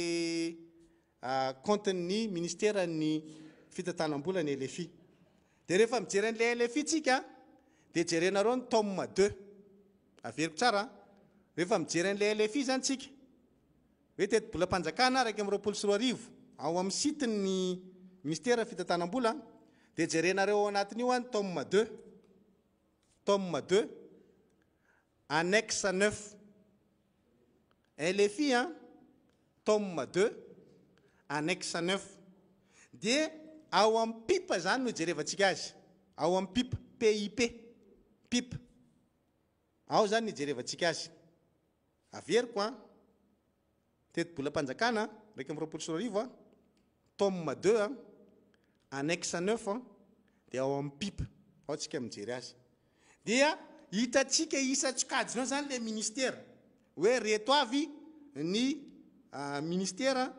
dia reto ny don hitatsika ao capital zany dia reto ny resaka trosam-panjakana ao anatin'le izy dia mivoaka ao daholo zany mikasika ny resaka taremarika dia afaka manaraka tsika ohatr'izay anarahany solombavam-bahoaka an'le izay inga tsy zavatra feniny ny zavatra vakinay azonareo vakiny fa tsika fotsiny hoe mitondra anazy eto fa nareo raha mamaky zany dia mamaky ho any tena anareo dia hitanareo sy hamarinareo ao zany zavatra teneko zany monsieur le président sy papakely amenanao koa iny a mba hampitovy tsara n'le famakitsika an'le LFI dia averiko aminao monsieur le président hoe ao amin'ny LFI tome 2 annexe 9 ao amin'ny pipa monsieur le président sao de lazainao fa miteniteny foana zay eto manko amin'ny resaka taremarika zay hoentina aminareo dia ao ny anarahantsika an'le izy hoe ohatrany ahoana ny fandehany ty zavatra ty fa ohatrany mampime le izy ny zavatra anankiray koa hitako mahenjana n'lay fanarahantsika maso an'lay fomba fiasany le fahefanam-panatanteraka atsika solomamboaka zany a dia ny fomba fiasan'ny cabinet d'audit indraindray a tsy fantatro hoe manahirana koa ve ny ahitana an'lay asa zara ary mahazo asa zany de matetika mivalide foana an'le zavatra ohatran'ireny ny cabinet d'audit fa raha ohatra ka somary entitra koa ny cabinet d'audit amin'ny mamalagasy azy zany mijery hoe tokony andeha araky ny tokony ho izy ny fampiasana ny vola avy any amin'ireo mpamatsy volantsika ireo a sy amin'ireo tetikasa zay voafaritra anatin'ny teti-bolam-panjakana dia angamba ho tsara tatany ty firenentsika ty zany hoe mila ezaka avy any amin'ny cabinet d'audit koa zany tsika mba ahatonga ny firenentsika ho tsara tatana za tsy miteny hoe tsy manao zareo a fa matetika zany a ny PTF koa mitaratra an'le izy arakaraky le tatitra ataon'lay cabinet d'audit ka rehefa valideny zareo na hoany na tsy hoany le zavatra ataony le fahefanam-panatanteraka de lasa ohatrany hoe mety le izy zany ka zay zavatra zay mila ataontsika hoe fandraisana andraikitra eo amin'ny isam-batan'olona ahatonga nyty firenentsika ty zany a ho firenena tsara tatana ary zay zavatra zay no anindriky foana hoe lalàna tompoko io teti-bolam-panjakana io a dia tokony ho ajaitsika amin'ny mahalalàna anazy zay lay teti-bolam-panjakana amaraparana an'izay resaka aratekareny a misy ateboka vitsivitsy angamba mbola ho resahako a dia mikasika ny ataontsika hoe financement externe ny financement externe raha ny voasoratra zany tao anatin'ny teti-bolam-panjakana dia 3167 milliards d'ariary zay ny financement externe ny LFI 2021 ny tafavoakatsika zany aloha hatreto de zay teneniko zay hoe 82 milliards ariary ny hita soratra amin'ilay 200 milliards ariary zany ka ilatsika ina ty ilatsika précision avy any amin'ny ministère ny ampanitsy andreo eto zany tsika de mahita hoe marisarisitsika amin'ny famoahana ny vola avy amin'ny ampiaramombonantoka raha ampitahina am'izay hoe 3167 milliards d'ariary zay no voatondro ho financement externe nefa tsika tsy matafavoaka an'izay zavatra zay dia aty amin'ny efa ho fisasahany taony tsika mbola 200 milliards ariary ary nita soratra 82 milliards ariary marisarisa ilay fitantanana eto amintsika ahafahan'ny mpiaramombonantoka koa zay mahita hoe ohatrany ahoana reto olona mitatany reto ny mpiaramombonantoka amintsika moa tsy misafidy zay olona hitondra nyty firenentsika ty fa eto zany de mba miteny any hoe efa hitahitanareo zay hoe ohatrany ahoana le olona nahazo fanjakana eto aminay ry mpiaramombonantoka za tsy miteny hoe sazio fa anjaranareo no mijery hoe inona ny tokony andraikitra raisinareo mifandraiky amin'ny fomba fiasan'le olona mitatana am'izao fotoana zao satria tsy nareo no safidy ny olona hitondra anay fa zahay no safidy an'izany a fa rehefa jerena nefa amin'ny fomba fiasa dia zay sorisoritatsika teo zay santionany amina PTF anankiray zay nyresahako zay banky raisam-pirenena ihany fa mbola tsy nyresaka ny hafa fa raha miresaka ny hafa zany de vao me marisarisa tanteraka ilay fitondram-panjakana ary tsika zao hiditra LFR tsisy karazana taratasy zay le teneniko teo le cadrage budgétaire mba ahafantaranao anananareo na nareo PTF aza repère akory hoe ohatrany ahoana ny fomba fiasany ty fanjakana ty mba misy orientation zany farafakeliny fa zany nataony mpitondra teo aloha ngahery John Mampianina nanao an'izany a fa ny anay ty moa tsy matory amin'ny ray maraina fa tsy capable manao an'izany e asa de inona zany tsy mampatory azy ohatra amin'ny ray maraina tasy aloha mbola ntanina le ministre serasera raha mato ministre inona marina zany tsy mampatory amin'ny président amin'ny ray io nefa tsy mavita lettre na cadrage budgétaire akoriny ny fitondram-panjakana amin'izao fotoana zao nefa hiditra LFR tsika ny zavatra anankiray misy fiatraikany any amin'ny vahoaka ho resahako anareo rapitso angamba izy ty resaka taux directeur ny banque foibe io a aloha io rapitso no resahako satria victime amin'io tsika mpanjifa de meko mihitsy le ohatra hoe ohatrany ahoana mahatonga atsika victime amin'ilay taux directeur ny banque centrale amin'izao fotoana zao satria tsy fantatro zay ny politika vaovao andragova angamba hoe tena mila mampiditra vola betsaka be ny banque foibe Madagasikara de mampiasa système maromaro izy a anana ny banque foibe Madagasikara vola fa saingy ho amin'le banque primaire zany a misy fiatraikany any amin'le mpanjifa le fanapa-kevitra raisiny eo anivon'ny banque foibe de sady resaka n'le fitsingevaevan'ny ariary tsika satria manao dent de scie izy amin'izao fotoana zao dia ohatrany mila resahana ihany fa ny gazety mpiseho isan'andro moa miteny hoe 5,6% ozy izy fa atsika afaka mitondra fanazavana manodidina an'izay zavatra zay a dia ho resahantsika ny manodidina an'io zany ao anatin'le izy apetra koa ny resaka ara-toekarena iny a satria somary enjakenjana ihany le izy raha resaka taremarika foana tsika ao anatin'le izy lava dia lava fa fitiniko fotsiny le izy hoe ny zava-misy aloha zany hatreto a dia miendanja fampidiram-bola mpanjakana noho izany tsy manana vola ety miady ny fitondram-panjakana raha 551 milliards d'ariary isam-bolana no ny vinavinaina ho ampidiry ny fitondram-panjakana dia tsy misy raha tsy 420 milliards ariary zany amin'izao fotoana izao ny eo amin'ny sehatry ny gap zany raha 2000 milliards tsika tamin'ny LFI 2020 niditra LFR dia eo amin'ny 1200 milliards indray tsika amin'ny LFI 2021 hiditra LFR 2021 raha ohatra ka jerena ny fanondranantsika entana ny vola miditra amin'ny fanondranantsika entana dia miena 1 milliard $2 ny resaka isa-taona ny vola ampidiritsika raha 3 milliards izy tamin'ny 2018 2 milliards tamin'ny 2019 2 milliards 500 izy tamin'ny 2019 miena amin'ny 500 millions eo zafady $2 taty amin'ny 2020 izy 2 milliards avery tsara raha 3 milliards izy tamin'ny 2018 ny recette ny exportation zay dia niena 2,5 milliards de dollars taty amin'ny 2019 dia 2 zany taty amin'ny 2020 zany hoe eo amin'ny 500 millions eo zany no miena isa-taona amin'ny fampidiram-bolatsika amin'ny vola ampidiriny fanondranantsika entana any ivelany hitany kitapom-bola mpanjakana zany 500 millions de dollars etony resaka 3 milliards lasa 2,5 milliards de dollars lasa 2 milliards de dollars ny amin'ny 2021 zany mety hidina 1,5 raha ho tratra zany hoe miena 500 millions de dollars ny recette-tsika amin'ny exportation isa-taona hatramin'ny natongavany nga Andry Rajoelina teo amin'ny fitondrana noho izany ny prévision tsika zany dia midina ny vola fanondrana moa zany dia potika tanteraka raha tsy resaka fa tsy ny lavanilina hiditra amin'ny resaka manaraka amaranako azy dia ameko andreo namana indray rehefa aveo dia ity le tena andrasan'ny betsaka ao anatin'le izy satria ty zavatra ty dia entiko amoazana ny masotsika mijery miara-mahita satria tsy resaka betsaka fa ray fotsiny amin'zareo no resahako mba hahatonga sainantsika tsara hoe diso ny comme mandeha amin'izao fotoana izao milaza fa hoe ny tsika enjehantsika ny karana ny any Londres ny karana lasa be ny tanàna sasanangy samihafa zany satria ny tsika le fihetsika le olona mihitsy no mahatonga atsika arisarisa manoloana n'le zavatra mitranga raha resaka tamintsika tamin'izay resaka tany fotsiny dia hoy izy hoe rapitso raha afaka pitso tsy tompon'ny tany tsony tsika gasy ny fanindran-dalana tamin'iny moa lay resaka hoe anomezana zom-pirenena ho an'ny teratany vahiny zay isany zareo dia itsika hoe mbola tsy manana zom-pirenena ary izy efa enjana maika fa raha mizaka n'le zom-pirenena malagasy mazava ho azy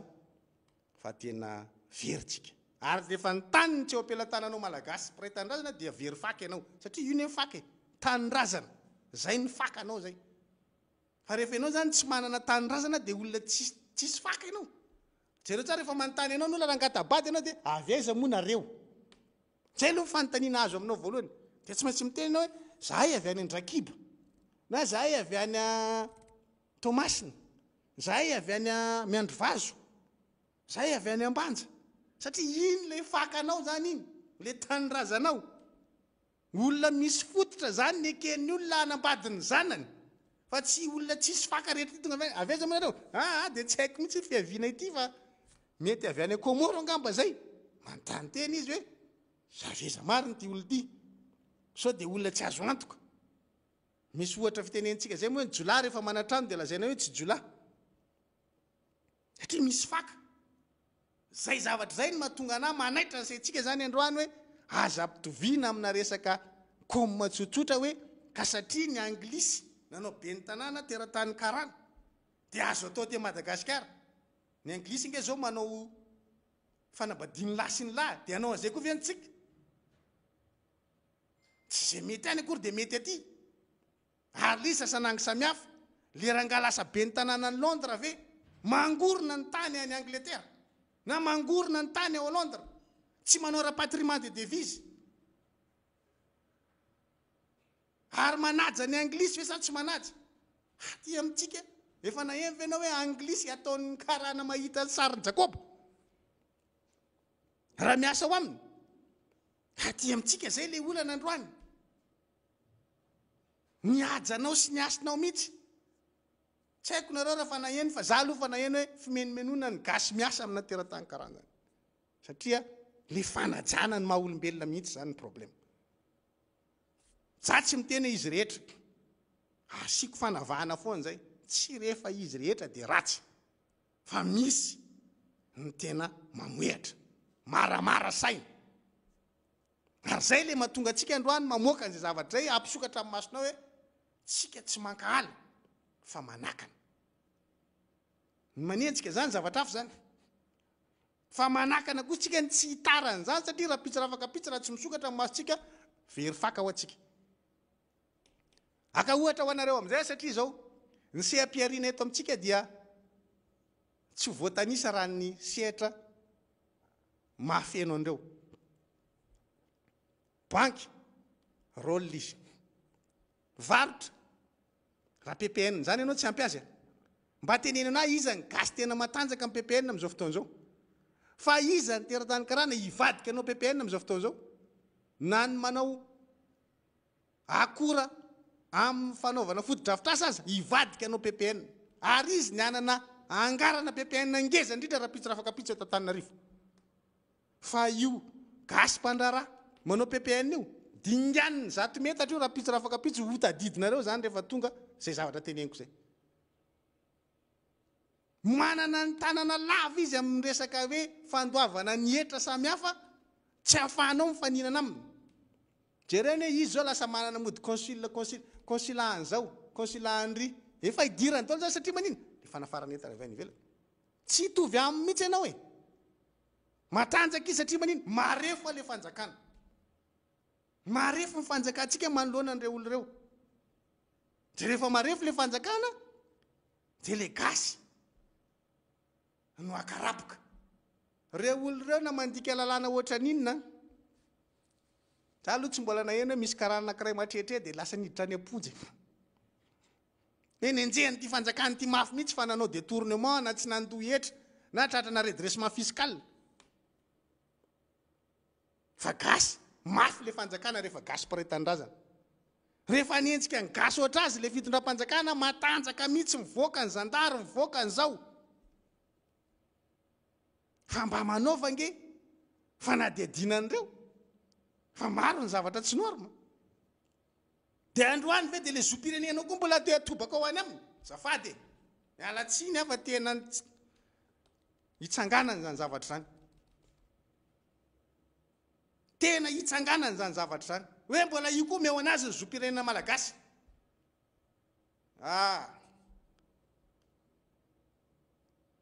Zay le teneniko hoe zay le sakana.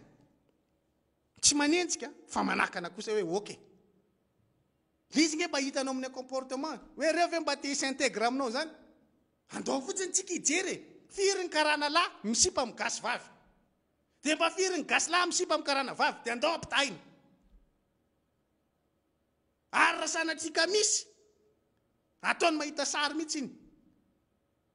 Vitsy zany. Zay le izy hoe tsy fankalana fa tsy misintègre amintsika reo olo reo.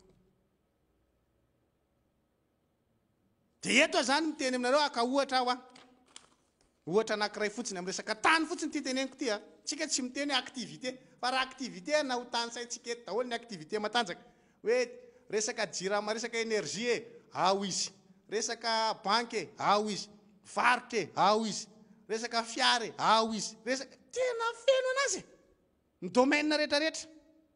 hatrany amin'ny tany zay fakanao. mba tsy tenenako hoe izy ray manontolo ny 2-patelo ny Antananarivo ty andao verifiena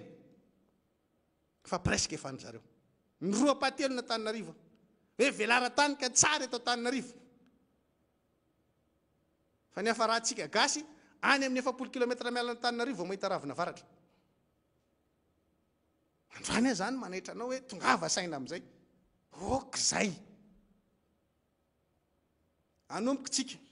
raha ohatra ka resaka filatexa fotsiny resantsika io moa zany safidiko aloha androany hoe andao tsika resaka filatexa fotsiny hoe avy aiza ny miaingy zany filatexa zany tany eto ny resahako miaingy avy any Ambohijanaka tsika tany amin'ny fanaovan'ny régime-entraînement taloha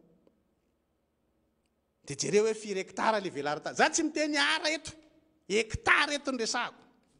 4 hectara miaingy avy any Ambohijanaka filatexa fa dia donto daholo zany le gasy manodidina n'iny partiny tsy mba tian'ireo tany reo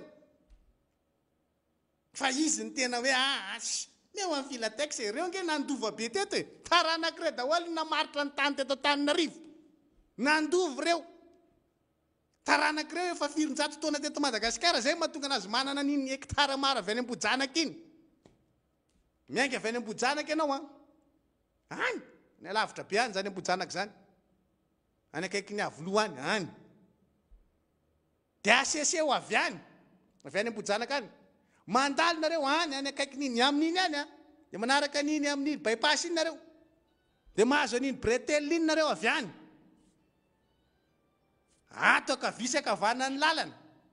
iny mifatra misy olona mpetraka fa iny efa faritan'iny anazy daholo iny tompoko fa dia donto daholo zany le gasy tsy mba misy tian'ireny tany ireny fa dia zareo iny avy any Ambohijanaka izy manomboka miampita makaty amin'iny bypass iny amin'iny bretelle iny mandalo an'iny akadimbahoaka ray manontolo iny ohatra ato sy ato miteny mihitsy zany filatexa fotsy eto resahako azy mbola tsy miteny hafa nitoraka ianao makany amin'ny digy mahazo an'iny amahazo anosipatra an'iny efa misy panneau eo mandeha iny any amin'ny lanière ray manontolo tonga hatrany Ambodidratrimo rangaty fa zany nandova tena taranaka mpandova mihitsy razam-be zareo tena namaritra tany betsaka teto Madagasikara tonga hatrany Ambodidratrimo tampibava fotsiny ianao hoe filatexa daholo io ary raha nandeha ny tany masoandro iny nahita koa Eric Bogosy Ambotry Manjaka lanière iny tsika miodina miverina makany Tsarasoatra ratsy anazy dia Andrajabaly zany anarana Rajabaly zany miteno azy Akorondrano wala miteny zany filatexa zany Akorondrano mivadika tsika makany Maremasa iny amin'le Nanisana iny mbola filatexa zany etiko itenena amitsika hatrany amin'ny gara aria fisandratana ry manao toro tsika zay toro mihitsy zay nataontsika zay fa dia maninona loatra fa dia maninona loatra no marefo aseho poay le fanjakana fa dia maninona loatra fa dia tsy mamisy gasy hoe eto zany tokony hisitraka an'izany rehetrarehetra fa amin'ny alalan'ny mikimaky daholo zany vita any zareo filatexa daholo io zay ny etiko tenenao mbola vo filatexa zay teneniko zay fa mbola tsy miteny Akbaralia mbola tsy miteny Rajabalia afa tsy le teneniko hoe Tsarasoatra teo rehefa tsy Rajabalia dia anazy iny malalaka be amin'iny Tsarasoatra iny itsika zany dia iny very faka 2-patelo na Antananarivo enkany zaho diso fa andao ny mba avelatra ny kadastra avelatra ndre mandeha plana Antananarivo dia ataony sary hoe mba apetrao eto daholo hoe ny tany ampelantanany karana dia firy isan-jaton'ny mponina eto Antananarivo izy alao zahay avy any amin'ny faritany rehetra fa tena hoe le mponina eto Antananarivo mihitsy dia apetrao eo dia firy isan-jaton'izay izy dia io velara-tany ampelatany ny androany normal ianao raha feheziny daholo sy ampiarinao na hianatra farak'izay zokony ianao androany fa tadidio fa vita ny fianaranao mpiasa ny karana ianao rapitso raha tsy izay dia manofa ny taniny manofa ny traniny io moa le problème koa izay mahazo samlambytambazana kely meko vilara ato anao manatrano anao tsisy trano koto izy amena vilara ampidina ao atao taratasy tsisy problème alefa mahazo an'iny koa nahazo vilale mahafinaritra patron ty raha pitso amin'izay allo hitanao kota alefako aminao any misy anana kely zay mba reglena tampina mason'ilay atao hoe fanjakana marefitsika malemitsika miatrika an'izany santionanao zay nyfaritatsika zay hoe miainga avery olona ray zay teneniko zay filateksa fotsiny zay ahoana moa nietreretanao fa isy gasy isandratra rapitso ho an'ity fireneny ity ny atsika raha misy gasy mivoaka atratratratra raha misy gasy mivoaka aingana mihitsy tsika manenjika azy atao daholo ny fomba rehetra riatana nytika riatana nitsika redressement fiscal ka atao an'izao ka itika gadraina mihitsy ny gasy ohatra anao raha mba misy zavatra mba matafavoaka anazy atao ny fomba rehetra ifanenjentsika samy gasy voateo azao ny tantaranareo le any an-tanandrano anao conférence de presse le mpandova dia mivoaka ny gendarme akadikely malahelo ny zavatra ohatran'izany fa ahoana tonga amin'ny germain ty fa ahoana mariny inona zany le zavatra tiatsika tongavana ho an'ity firenentsika ty maika erytsika andao tsika aka nil zeparse andao edivana nil zeparse ny eto aroa tsy voarotsika ny eto amintsika eto Antananarivo zay teneniko zay mbola tsy miresaka ny any amin'ny faritany Tomasina ny any Mahajanga ny any Toliary nisy arana tsambonao any Toliary izy no mijery anazy mbola filatex zay teneniko zay gestion an'io nanahirana ny any amin'ny sombamboaka ny mba mivoatra any mieritse atosika any Anarivo mamo satsa manahirana anao zany zavatra zany androany ahoana zany ny ampivoaka an'le gasy piraitan-drazana rehefa tsy ny fanjakana no miaro azy mahita ny tosika omen'ny olona ny firenen'ny olona amina resaka fampivoarana zany ianao eritrereto androany nijery fahita lavitra vazaha TF1 nisy fanadihadiana mandeha tao vehivavy kely raiky amin'ny 20 taona izy nanapa-kevitra hiverina eo amin'ny dadany anao fiompiana iopy akoho 100 000 euros ny azony 100 000 euros entina iopy akoho zany ny olona ny tosika tena hoe tosika ara-piariana ny anao tosika fa meny 100 000 ariary maharisarisa le fanjakana ny mena azy tokony mena vola io aloha atao sardine atao tsiasisy atao ovy atao korat fa nga vola mibabanao vola avy any amin'ny PTF manina raha zaraina amin'olona iny le 100 000 ariary nareo dia zay vidinareo aminazy any marary anareo mihitsy ny anome tosika an'le olona tosika fa meny 100 000 ariary tsy makapabla n'ity fanjakana ity no manomenao anazy raha tosika amina siam-piariana zany fa anentsika ny gasy piraitan-drazana aminazy mafy izy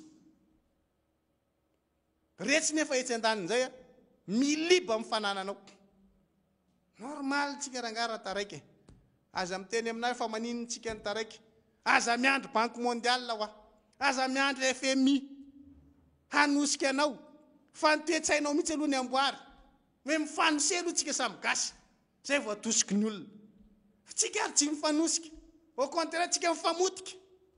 io misy orinasa gasy anankiray mandeha sao dia anao politique ty pan sao dia anao politique ianina pan sao dia mahatsy mipanohatra ihany na pa gadraiko anaovako redressement fiscal anaovako an'izao sakasakanako tsy hivoatra zany mahafinaritra antsika zany fa ny olona mitavana ny arentsika sy mifananantsika jerem-potsiny oatra ny tanina lavony mialatsiny a miakatra amin'ny feo manoloana an'izany ka androany nareo mbola hoe le zom-pirenena mba hananantsika iny koa mbola omena anazy koa ve ok zay fa tena trop loatra kosa raha mbola miampy an'izany tsy fanta lazaovinareo hoe tena pakala vo iny tsy mampaninana fa raha zany kosa ny zavatra hita amin'ny masoko aza mino fa reo namako reo mitovy aminay tsy lefitra tsony zany e marary zany zavatra zany ary zay mampiakatra amin'ny feo androany eo anatin'izy hoe oka kosa zay ny rehetrarehetra efa nataonareo daholy na alemy mifanjakana manoloana an'izany fity mila mijoro sy nombamboaka manoloana an'ity hoe rehefa azon'io very tanteraka ny fakanao valainy ny maizy izy anao koa mbola salorany dia apetrako le fanontaniana fa inona ary zao ny magasy anao fanontaniana mpandeha tao amin'ny RNM matao zany dia sambitsika mieritreritra manoloana n'izany zavatra rehetrarehetra zany lavy zay zavatra netiko zay ary zay mahatonga anana metraka hoe le SMMC raha pitso angamba voaresahana satria lasa tena mibahana n'le fotoana lava dia lavintsika nefa zay ny lava tsy maintsy nyresahana mba hahafahantsika mijery mahitsy manoloana ny zava-misy eto amin'ny firenena mba tsy ho tompotrano miony tsy resaka fankalana fa fanokafana amin'ny masontsika mba hametraka hoe stop okizay fa andao mba hifanosika ny samy-gasy andao mba hifampitsinjo ny samy-gasy ary zay ny ilaina raha ohatra ka tiatsika tanjaka Madagasikara raha pitso raha afaka pitso meo tanjaka aloha ny gasy ohatranao fa tsy mitovy mihitsy ny toe-tsaina entsika mampivoatra nyity firenena ity raha tsy miara matanjaka tsika samitsika raha tsy miara manana ny ento manana amin'izany tsika samitsika fa tsy gasy mpangataka foana no hitanao androany raha pitso raha afaka pitso dia lasa gasy iso lelaka foana no hitanao androany raha pitso raha afaka pitso fa leo mba gasy miary efa nanao ny amiral dideratsiraka tamin'ny fotoanandrony fa tsy lasa lavitra mbola misy ireo gasy azo lazaina hoe manana ny maizy azy amin'izao fotoan'izao fa vitsy ry zareo ary eto dia tena midera n'ireo ataoko hoe mpandraraha malagasy mbola manana maizy azy amin'izao fotoan'izao raha tsy resaka fa tsy vitsivitsy ihany azy zany ohatra ny hoe ry fianakaviana Ramanandray be ny Flora Valmanina sy ny sisa ny mbola miezaka mampandroborobo ny orinasa malagasy ny Ramarson tena mbola midera an'ireny le orinasa manodina tiako tenenina tsika manko misy mpandraraha gasy fa tsy manodina fa eto zany le teneniko le mpandraraha gasy tena mamokatra manodina vokatra hoe mity le akora dia avadika ho vokatra mihitsy reny zany le teneniko hoe manao savony hoe miala ny resaka palma dia avadika ahodina ho lasa savony ohatr'izay koa ny kakao avadika ho chocolat ny ronono avadika ho dobera sy yaourt le gasy manana an'izay orinasa manodina zay zany dia mideran'ireo androany mbola midera ny finiavana ananan'ireo na dia eo aza ny sakatsakana samihafa tsy fanomezana tombon-dahany ianareo avy amin'ny fitondram-panjakana dia mideranareo amin'izay zavatra vitanareo zay fa etontsika dia manokatra amin'ny mason'ny fanjakana hoe mba ajereo rangaha le gasy ohatra anao dia oka zay ty mamevahana ny reto ryle nama reto fa tena grave io efa eto akaiky eto ny rahalahy Eric Bogosy avy ambotry manjaka arabaina aloha nareo ambotry manjaka tsy vity ny tany masoandro io fa saika lasa ny ryle nama indray ny taninareo dia anjaranao manohy fandarana ary anjaranao ihany koa no miresaka zay mba mifanandrifindrify amin'izay hitanao amin'izay zavatra resahantsika teo zay fa dia mitolotranao avy hatrany ny fitenenana Eric Bogosy mankasitraka namana solombavomboaka fidèle razaho apero nameny fitenenana anterina trano ny fiarabana tsika menakavy any fitsidiana ny tokantranontsika manaraka tsy tapaka ny radio miara-manonjy ary ankahirezana trany ireo zay mbola ao anatiny hoe tsy fahasalamana mankahiry ihany koa ary mitondra anteny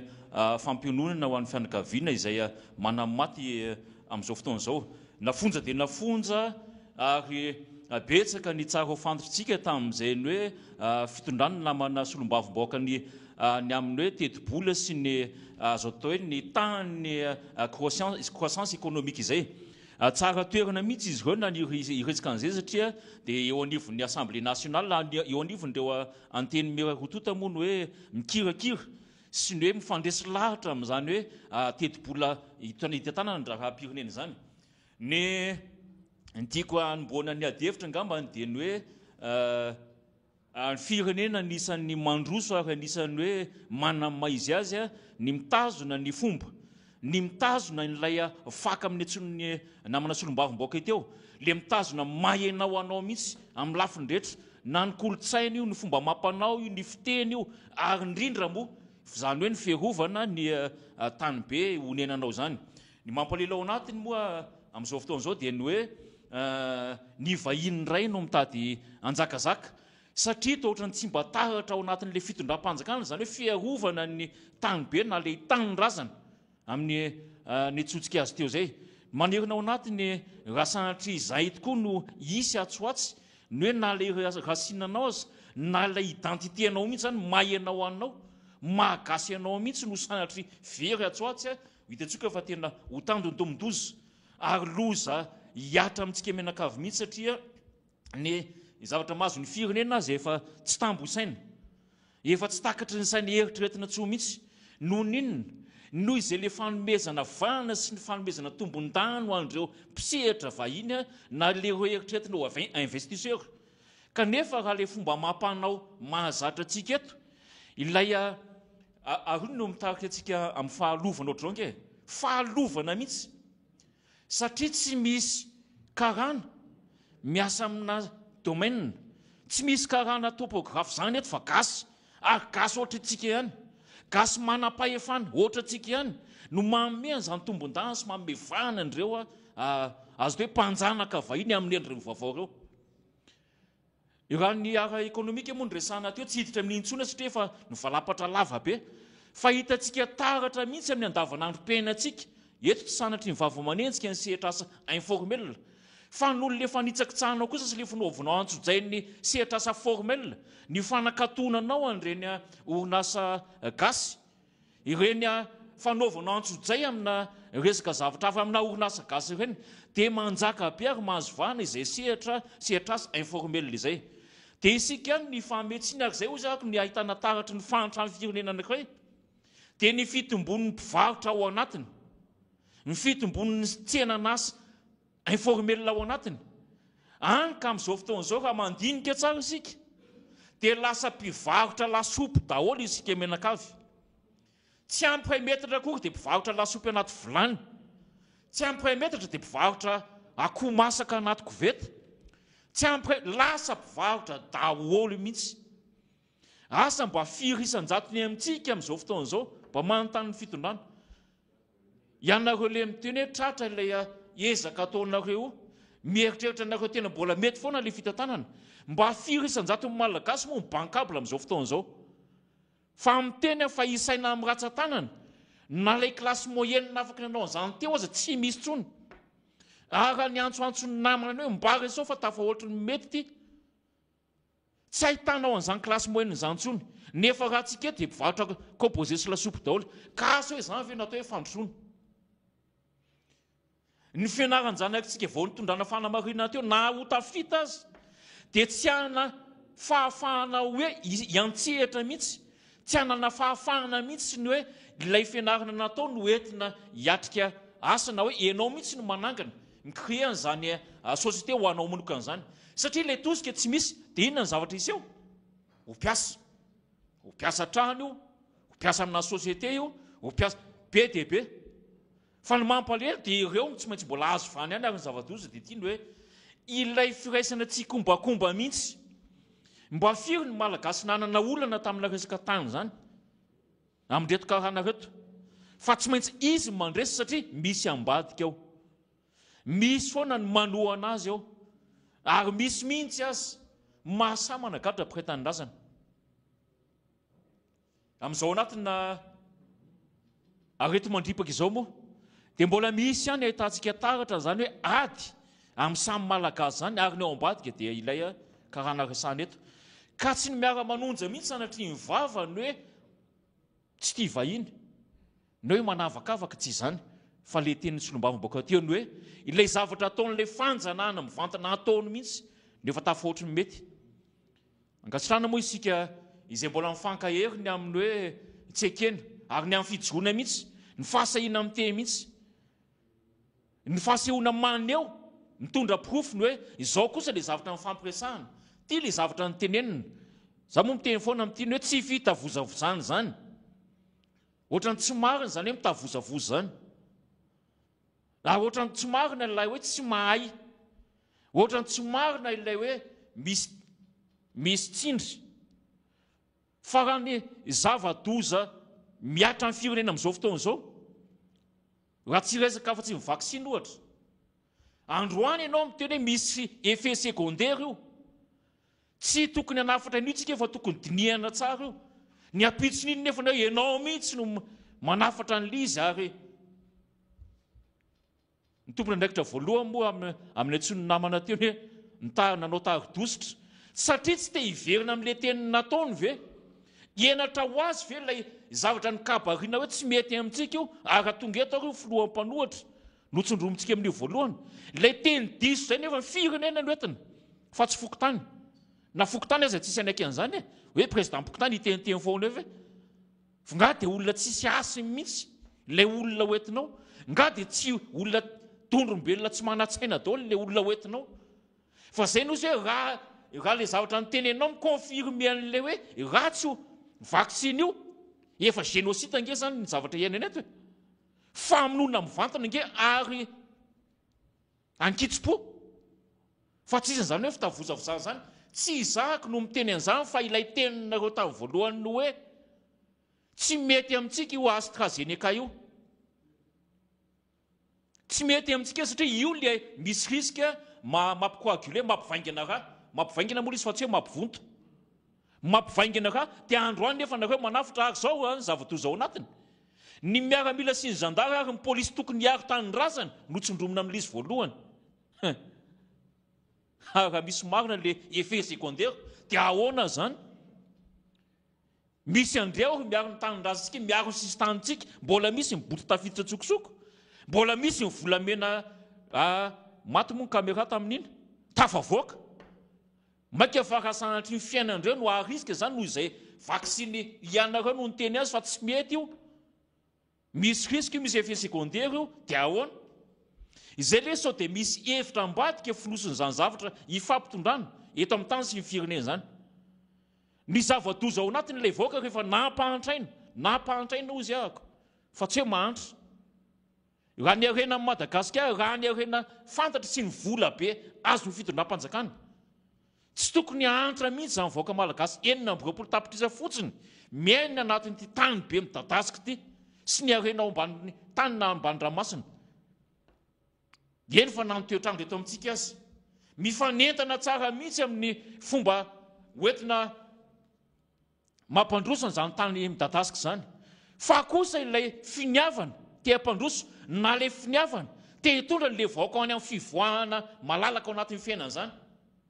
teo moa nampitsivy namana député fidelany hoe raha voatotra te koa mbotro manjaka dia ahoana nefa anisan'ny vina fahasivy vely rano fahasivy ny hoe fahavitahatena ara-tsakafo ny hoe mba ho mpanondrana antsika fa tsy mpanafatra mpanondrana makaiza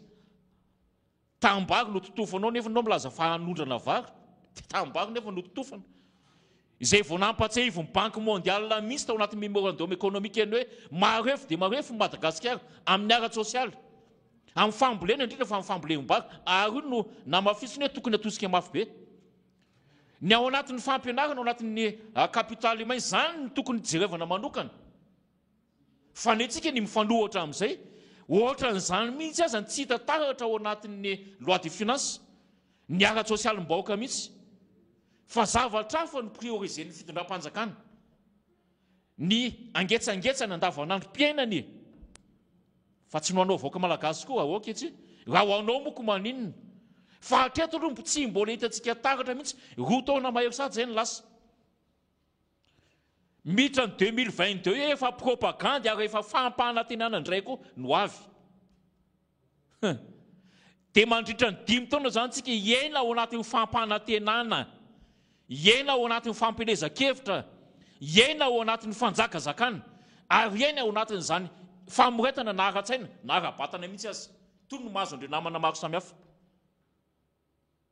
Eto moa ankasitrahana ny hoe fahasahiana ireo solombavim-bahoaka miezaka ny ary efa ny zavatra hita taratra efa manomboka mitovy hevitra izy ireo. Tsy marina intsony zany ilay hoe any aminareo zao ny maro anisa fa efa mba betsaka ihany koa ny enjehany conscience-any, efa mba betsaka ny enjehany zany eritreriny zany hoe sao dia mba imantsy mpamosavy milevo namoron-dalana amin'ny antsony maître olala omaly zay, efa manonjana ny ao anatinareo ao aza fa tsy ny aty amina ihany, efa manonja dia efa hita ny fahavakisana sy ny ady atrano ao anatiny, tsy hiditra amin'izay zay mbola amprisiny azy ny hoe hipetrahanareo sy namana fidèle teo. Mbola maro ny namana tokony andray fitenenana eto, tsy valapatra eto ny tena satria zarazarany ny fotoana ampidirako ihany koa ny zokobe Vonison Andrenjato satria efa tafiditra amin'ny Antsautarobe ao asa rehefa ao izy afaka miteneny avy hatrany zokolahy.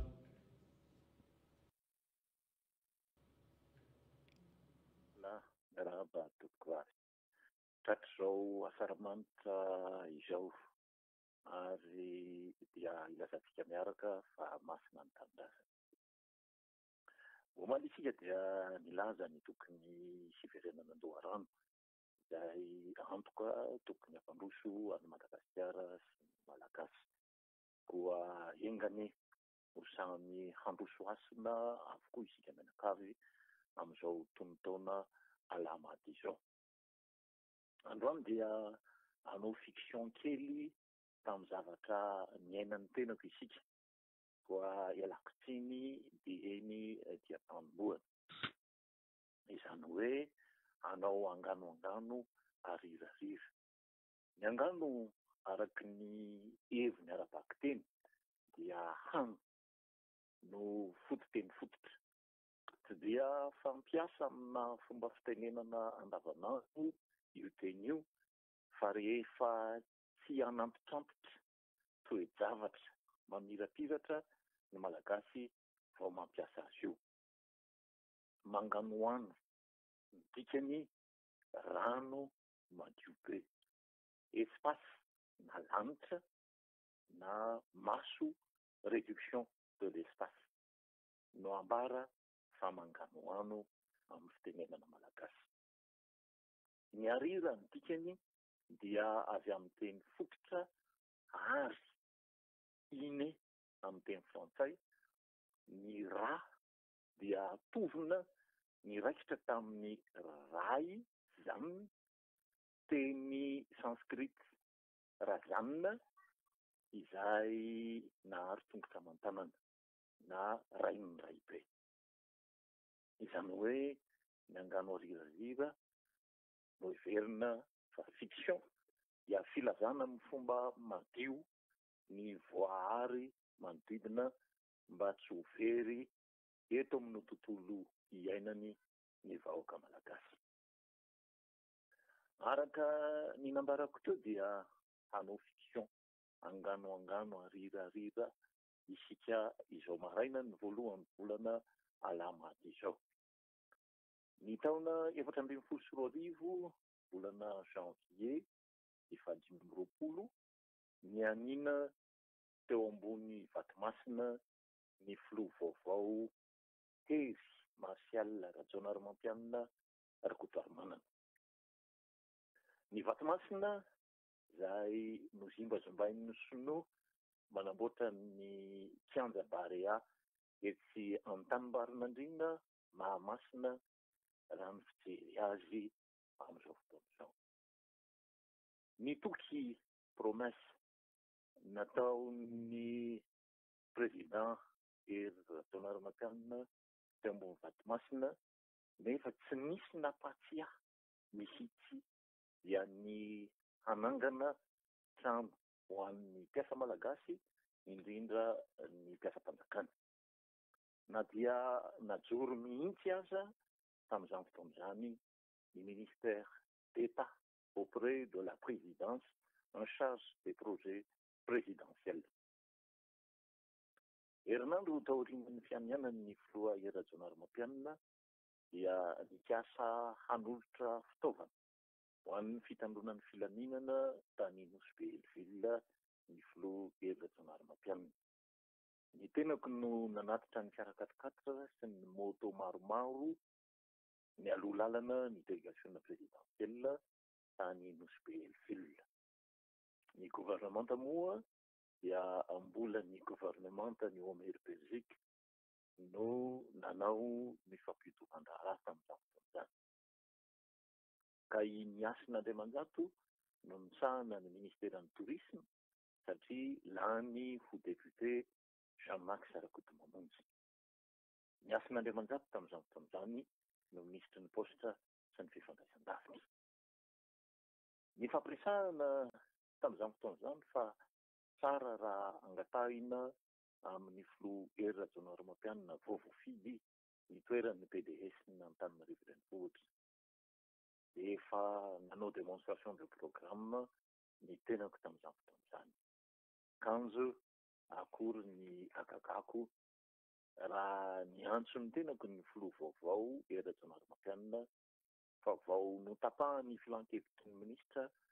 fa natao PDS n'Antananarivo renivohitra i Niasin'Andriamanjato ministry ny posta sy ny fifandraisan-davitra. Ny antso azy ny tenako miarahaba ary nangataka fionana valiny Antsokela.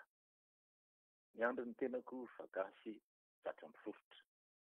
Fa ny nahagaga dia nanekeny Niasin'Andriamanjato io PDS nefa efa ministre misahana département ministériel d'envergure ngeza dia ngeza raha ny teknolojia moderne no resahana amin'ny alalan'ny télécommunication. Tafaresaka ihany izahay sy Niasin'Andriamanjato taty aoriana tao amin'ny Braony, tao amin'ny Hôtel de Ville Analakely. Efa manomboka ho sempotra tamin'izany fotoana izany satria maro dia maro ny olana teto Antananarivo renivohitra. Ny toerana rehetra efa voazara, nantsoina indray ny tenako avy teo ary nokasaina ho tendrena ho directeur de cabinet adjoint. Tsy namaly moa ny tenako ka olona akaika no notendrena tamin'izany toerana izany. Nantsoiny ny filoha Erajonary Mampianina indray ny tenako dia ny avoloha niaraka tamin'ny Niasin'Andriamanjato ary teo no nilazan'ny filoha fa ny tenako no mila tendreny Niasin'Andriamanjato ho secrétaire général ny commune. Tsy nety tonga mihitsy io fanendreny io hatramin'izany ka hatramin'izao. Ny tenako moa lasa tsy nanao tranona namana tany Ambanja. Ary tany ny tenako no niditra en direct tao amin'ny fandaharana adiasy fandaharan'ny présidence tao amin'ny RNM isaka ny émission. Zahirana mafy ny tenako tany Ambanja satria tsy azo ny sakalava an-tankarana ny mahita bory-drano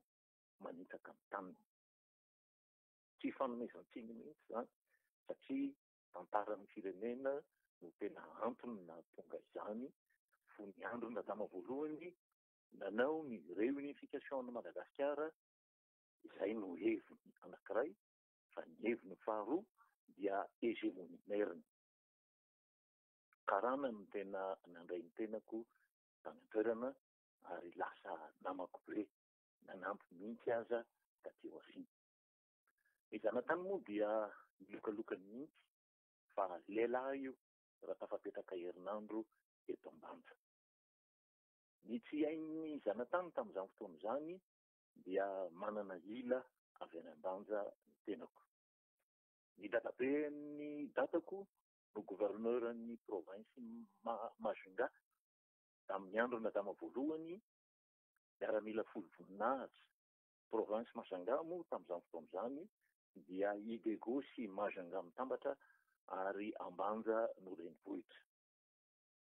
Ny vady aman-janaka tinga gouverneur navelany tatia Ambohimanga Rova fa izy rery no namitahiraka tany Ambanja. Ny ela nefa na ray roa koa nanomboka teo no nipotra izahay satria nanana vady masay tany Ambanja India gouverneur. Nanambady amin'ny Fitampi, vehivavy malandy sakalava onjaty. Tonga ny herinandro Tratram-Bokiomby aka entana tao amin'ny chantier ny namana havana sakalava. Nentina tany amin'ny brigade ny gendarmerie hay olona kaiky ny tena ihany rehefa nofotorina dia nifanela tao anatin'ny laram-pihavanana izahay. Afapetraka Soamantsara tao Ambanja ny tenako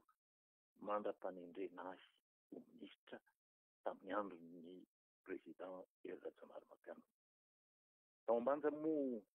dia navita trano vila iray isam-bolana no tanjona. Olona boaikely 20 avy eny Ambotrimanjaka efa nofaniko taona maro no miaraka tamiko tamin'izany. Motivation ihany ny maha olona ny olona satria raha reraka ny vatana dia mivezivezy ny fanahy. 500 ariary isam-bolana ny karamany tsirairay, vola tsy tanga fa raisin'ny vady aman-janany aty Antananarivo. Ny pitsopitsony rehetra tany an-toerana ny antoana avokoa. Ny vokany trano vrai marque hoy ny zanatany no tafatsanganay vila iray isam-bolana. Dia ny tombo ny ampokasa dia nanantona ny olona nanome asa trano iray semi en dur, trano 10 nahafinaritra ery nihinandray vola tamin'izany fotoan'izany satria antapitrisany no tombom-barotra samy faly ny rehetra. Fehiny misy ny vola sy ny asa eto Madagasikara fa tsy mahay mihavana isika samy malagasy. Nifanena tamina vehivavy joby lava ranjanana manam-bola ny tenako tamin'izany fotoan'izany. Tena manam-bola, mahery fo, tena miasa ity vehivavy joby lava ranjanana ity. Naseho ny asy ny volany fa nampitsangam-bolo tanteraka ny vatako. Vola zany, tena vola. Vakra na hoe fatidra fotsiny dia afaka mampiasa ireo vola ireo ny tena. Izay ny tena loharanom-bolan'ny karana sy ny sinoa eto amintsika tany anindra tany ary zareo reo dia tsy mba mivadika mihitsy. Isika samy malagasy kamo be tenda ka ny ao an-trano ihany no aripaka. Angano arirarira. Na tsy ary tampoka ny fiainana nolalovan'ny dadabe ny dadako ny gouverneur izany ny tenako ka tsy sahan'ny vakra tamin'ity vehivavy joby mpanan-karembe ity. Ny fanjakana moa manao bolokom-bazaha fotsiny ka raha tokony hanao traçabilité ny vola misy eto Madagasikara izy dia ny mampitahotra amin'ny alalan'ny samifina no strategiany. Mampalahelo ny ongany rajao. Ny teo-draharaha eto Madagasikara nefa tsy mivoatra fa vao mainka miaratsy. Ray ampidin'ny PIB arikarena anatin'ny FOB no mba voavoriny ity fanjakana ity. Ny fanjakan Rajaonarimampianina dia mba efa nahavita ray ampateliny. Samba mba tsy nisy fisondrotan-karama nefa misongotra ny vidim-piainana eny an-tsena. Ny mifanohitra tamin'izany no mpitranga satria raha vantany no vao manombotra karama ny mpitondra fanjakana dia ny ampitsofiany dia miakatra avokoa ny vidin'entana eny an-tsena. Ary raha izao ity fanjakana ity no mianakendry mampiakatra karama dia angamba asa izay hitranga. Soa ihany fa tsy manam-bola io fanjakana io. Fa raha tsy izany dia ho difotry ny fahasaranana eto isika mianakavy. Tsy mbola nahita fanjakana tahaka ity ny tenako hatramin'izay nanaovako politika. Ny bedy, mandrara, mandraona, manendrikendrika, managadra, mampiasa miaramila, mijery voamason-jaza. Mijery any atsimo mbola miandro pipeline raha afaka 3 taona vao vita no programany ity fanjakana ity, nefa ny olona izao no misafy 1,300,000 ny vahoaka iandradin'ny mosary any atsimo amin'ny fotoana izao. Mbola miditra sy mivoaka ihany ny fiaramanidina amin'izao amin'ny teny izao. Mbola tsy fantatra izay entin'ireny fiaramanidina ireny. Mbola tsy fantatra ny momba ireo volamena 73,5 kilo. Mbola tsy misy ny enquête momba ny bombe aux sucettes, ny écran plat, ny enquête parlementaire momba ny fitaovam-piadiana mahery vaika anampidiana tsokosoko, ny volan'ny Covid-19 tamin'ny herintaona, ny vonoan'olona tamin'ny farafangana, sy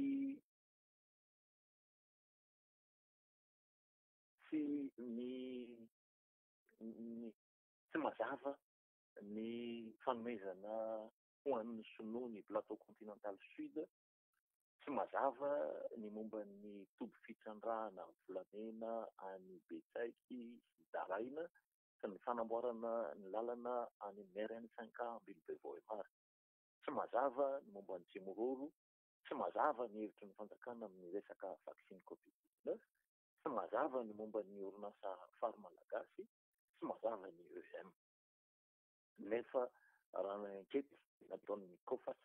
Compagnie Française d'Assurance pour le Commerce Extérieur, dia tsotra kely ny mampiarina ny toekarena eto Madagasikara satria tsy manana risque amin'ny fiavosan'ny tosay Madagasikara surendettement. Anisan'ny firenena kely tosay indrindra eto ambonin'ny tany i Madagasikara, 5 milliards d'euros na eo amin'ny 6 milliards de dollars eo zany, ary isam-batan'olona dia 196 euros no trosa taben'ny vahoaka malagasy na 3,920,000 francs. 4,7 ny PIB zany, ny PIB eto Madagasikara raha tombanana amin'ireo rehetra ireo dia ano any amin'ny 12 milliards d'euros any ankehitriny. Tamin'ny andron'ny Rajaonarimampianina dia 36% ny PIB ny trosa ny fanjakana malagasy. Ambaran'ny ity fanadihadiana nataon'ny COFAS ity fa manana réserve minérale, pierre précieuse, nickel, cobalt ary pétrolière i Madagascar. Potentiel agricole, premier producteur mondial de vanille, développement du tourisme, izay azo tandrahana tsara eto Madagasikara raha ny dikany Madagasikara no resahana,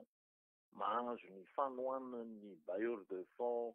iraisam-pirenena, multilatéral sy bilatéral, indrindra fa i Frantsa sy États-Unis. Ny trosan'ny fanjakana eto Madagasikara dia amin'ny ankapobeny 65% dia atao concessionnel, zany hoe zana-bola 0,05%. Nahazo fanemorana fandoavan-tositsika amin'ity taona ity eo amin'ny vola any amin'ny 1,6 million d'euros no nahazo izany fanemorana amin'ny fandoavana azy izany. Inona ihany zany no mahazo ity firenena ity? Valiny tsy mahafantatra ny asany ny mpitondra eto Madagasikara.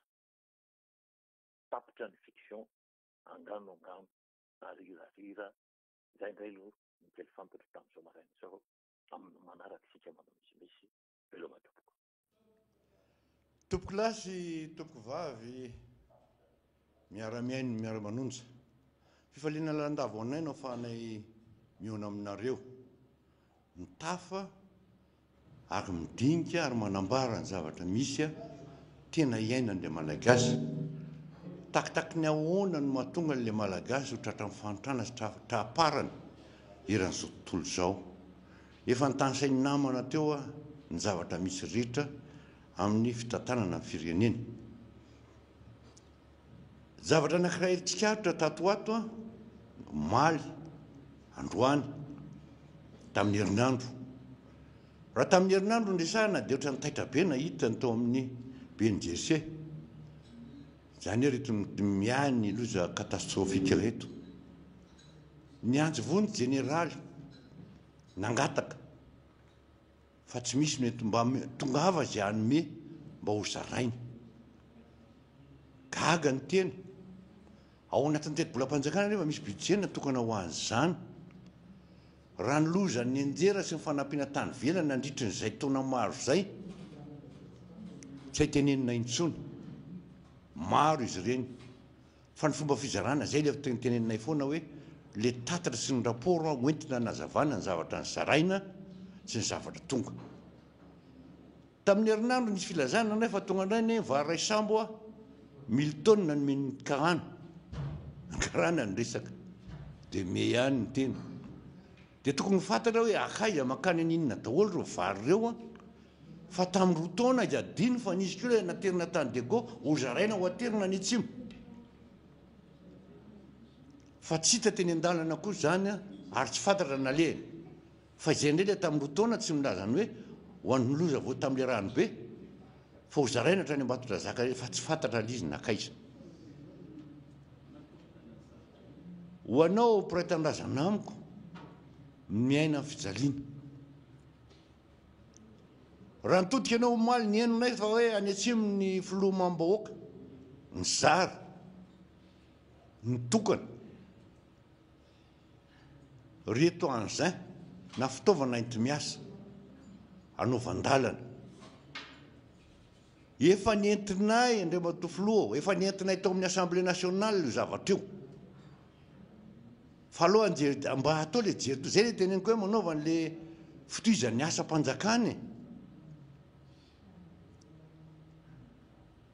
Fa tamin'ny fitondran'ny président Rajoelina teo aloha,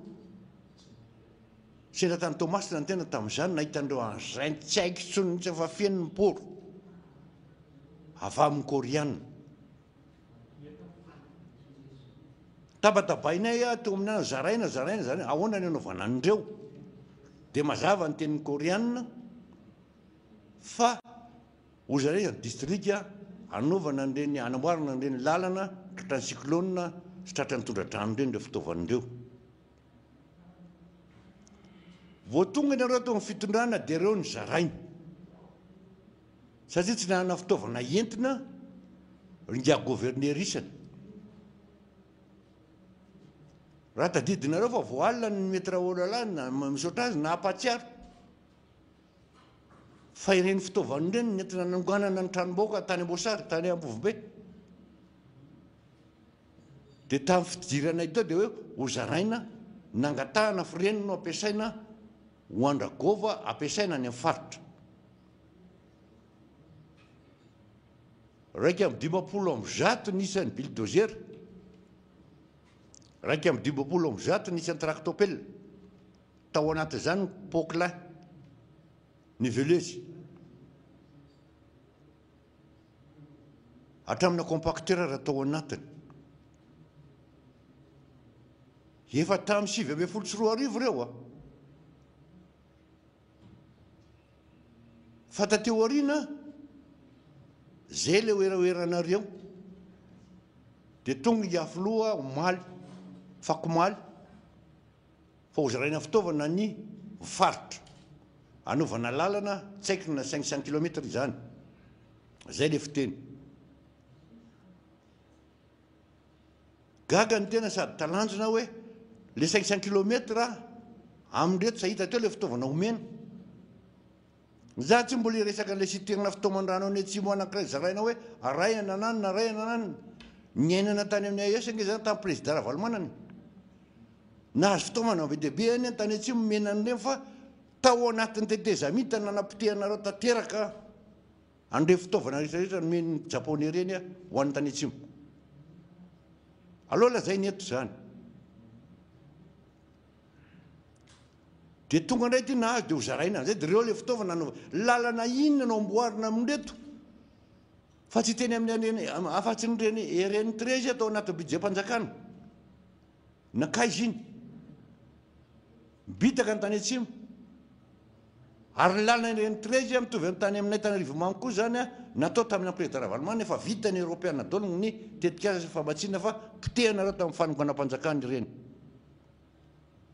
azo teo ihany ny fahamalina nampatsiaro za tao amin'ny assemblée nationale ho an'ny député Nicolas Melatsy manona anarany fa ilalany io anefa tokony vitatra ny Fort Dauphin fa tratran'le oeraoera dia io izy io dia tonga tay fitaovana direo zany tonga fitaovana dia entinay 500 kilometra no ataony ny faritra amin'ny fitaovana inona ireo zany sisa no ampiasaina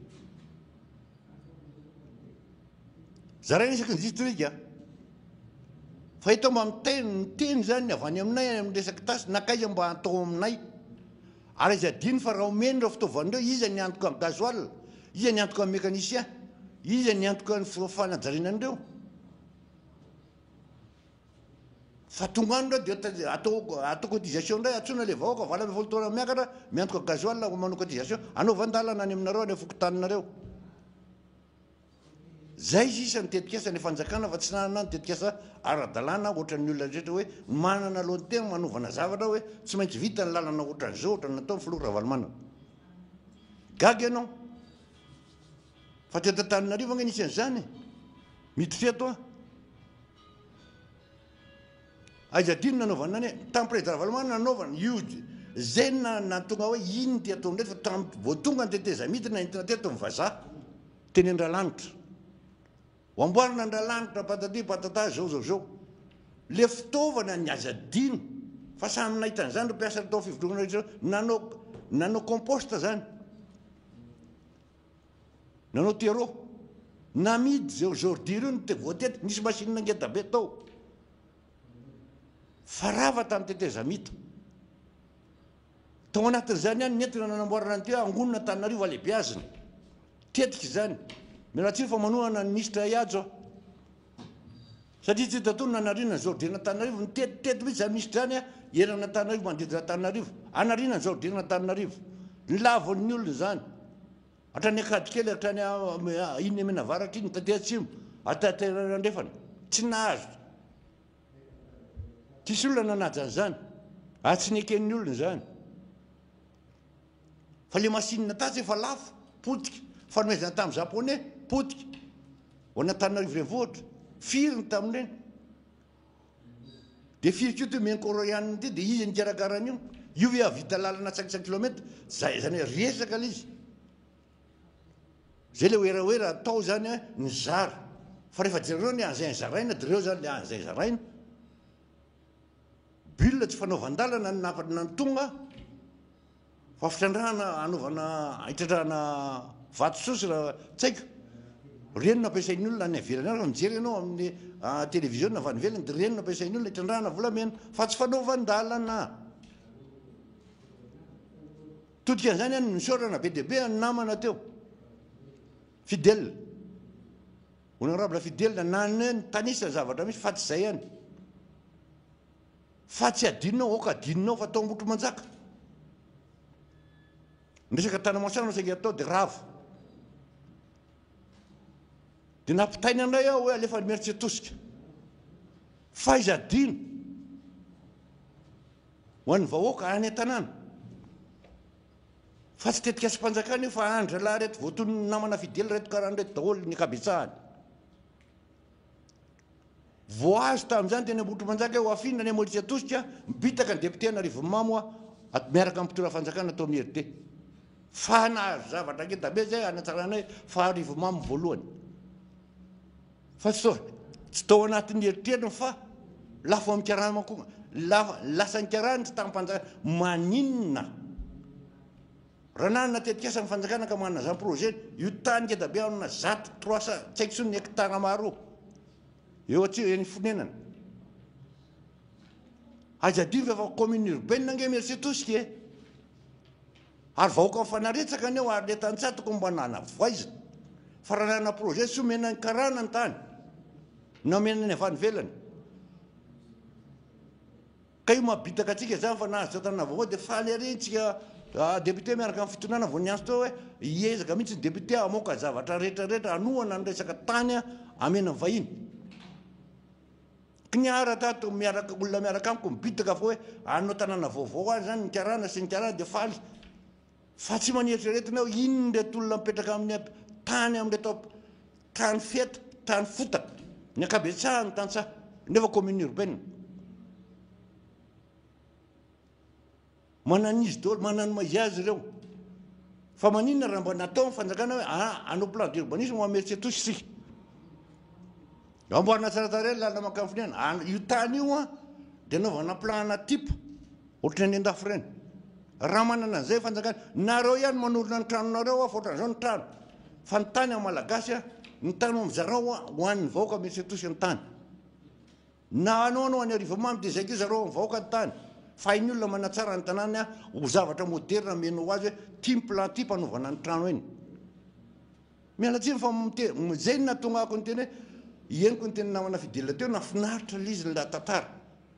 fa hoe efa misaka ny raha fa efa tsy atao tanina fa misaka meka nefany ka izay ny tiako teneniny eto mampatsiaro an'izay zavatra zay hoe mba inona nakaiza le an'izay ho an'Arivamamy satria voatonona atao isaky ny district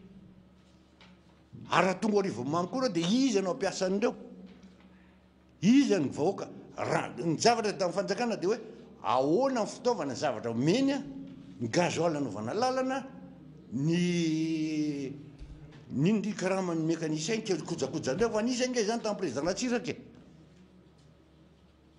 tamin'ny tetibola mena ny député fa niatona fotsiny reny tracteur tany amin'ny soviétique ireny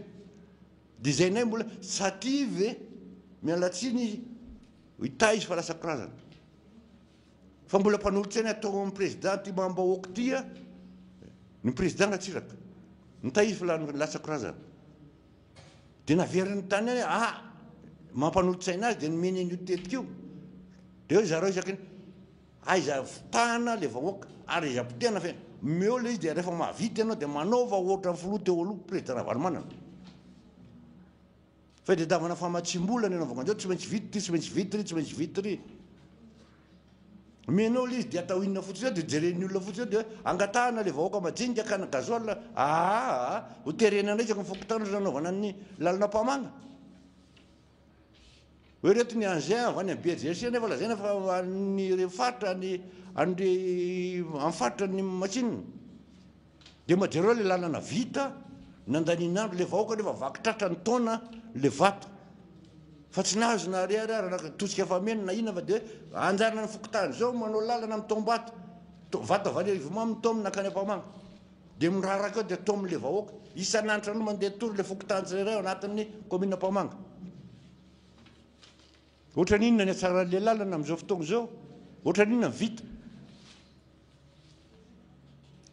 fa tsisy nanianina nohanina eny mizaraina mandray tonga nandray misy sakafo mizaraina hoe zay manao lalana mena sakafo zany ny paikady tany dia ohatr'izay ny entina anaovana ny zavatra ty raha Madagasikara miala tsy ny tompoko anjaranao no mijerena fa amboarina lalana raha hoe atriatranao anao tsara tare ny meritry atosika mahafinaritra anay zany fa amboarina le lalana dia aloha vahoaka meo plan type izy anaovany trano fa izy mena ny olona avany velany tany lazainareo fanjakana nanao an'io dia faly ary député amilaza androso Arivamamy fa voalohany eto Madagasikara district any aminay zava-dozy natanjy fa reto olona mpamatsy reto tsy fantatry ny namana tenen'ny fidelina teto reny daholo ao anatiny ao dia zay zany tompony tany mialatsiny fa foifoy fa manaraka mbola bebe fa tonga eto ny namana mavitsika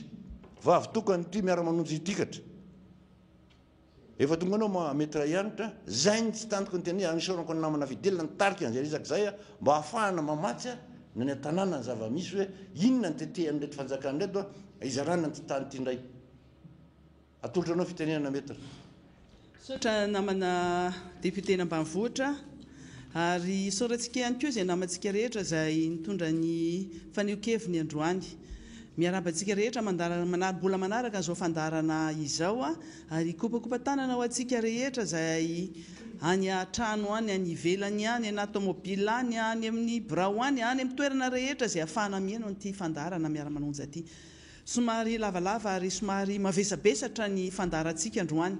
Mavesabesatra satria tsy maintsy potserintsika ny vai. Ary izay ihany koa no etaetaponareo any an-trano any ny antso atarobiana ny SMS zay azonay na ny resaka mihitsy ara moa resaka amin'ny olona zahay dia fangatahanareo efa hatramin'ny elany zavatra noresantsika androany. Mbola maro ny zavatra horesahana fa tsy ampy raha zay adin-droa na adiny telo zay ataontsika isan'andro eto. Kanefa iverintsika fa mba ahafahantsika mieritreritra sy ho tonga saina daholo satria Madagasikara tia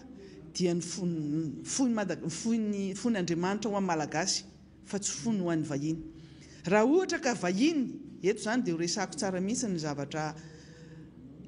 tiany hafa indray ho voizina hoe nareo xénophobe nareo karanophobe nareo zao tsy izay mihitsy n'le izy. Raha misy olona tena manana tolérance afaka miara-miaina sy afaka misadapte amin'ny vahiny dia anisan'izay eto amin'ity fandarana miara-manonja ity. Mananamana izay marobe na gasy na vazaha na karana na sinoa na inona na inona. Fa zany akory tsy midika hoe tsy tian'ireo olona reo izay raha ohatra ka miresaka an'ireo olona reo amin'ity fandarana ity. Fahatongavan-tsainantsika rehetra ny tadiavina fa tsy ny olona rery tsy ny vahoaka malagasy rery tsy ianao mihaino an'io fandarana io fotsiny akory fa le fitondram-panjakana koa indrindrandrindra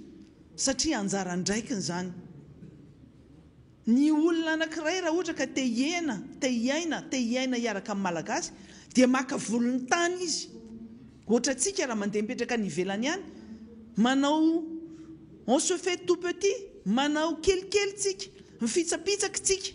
fa tsy mivatravatra sy manao fiaviny tafara tsy izay le izy. Ary mba mipitrapitra mba mahafinaritra fa tsy mivandravandra mampatahotra akory. Ary le tenenitsika eto foana fa na ny resaka ao anatin'ny antemeram-pirenena raha hoe satria misy an'le resaka code de nationalité zay tokony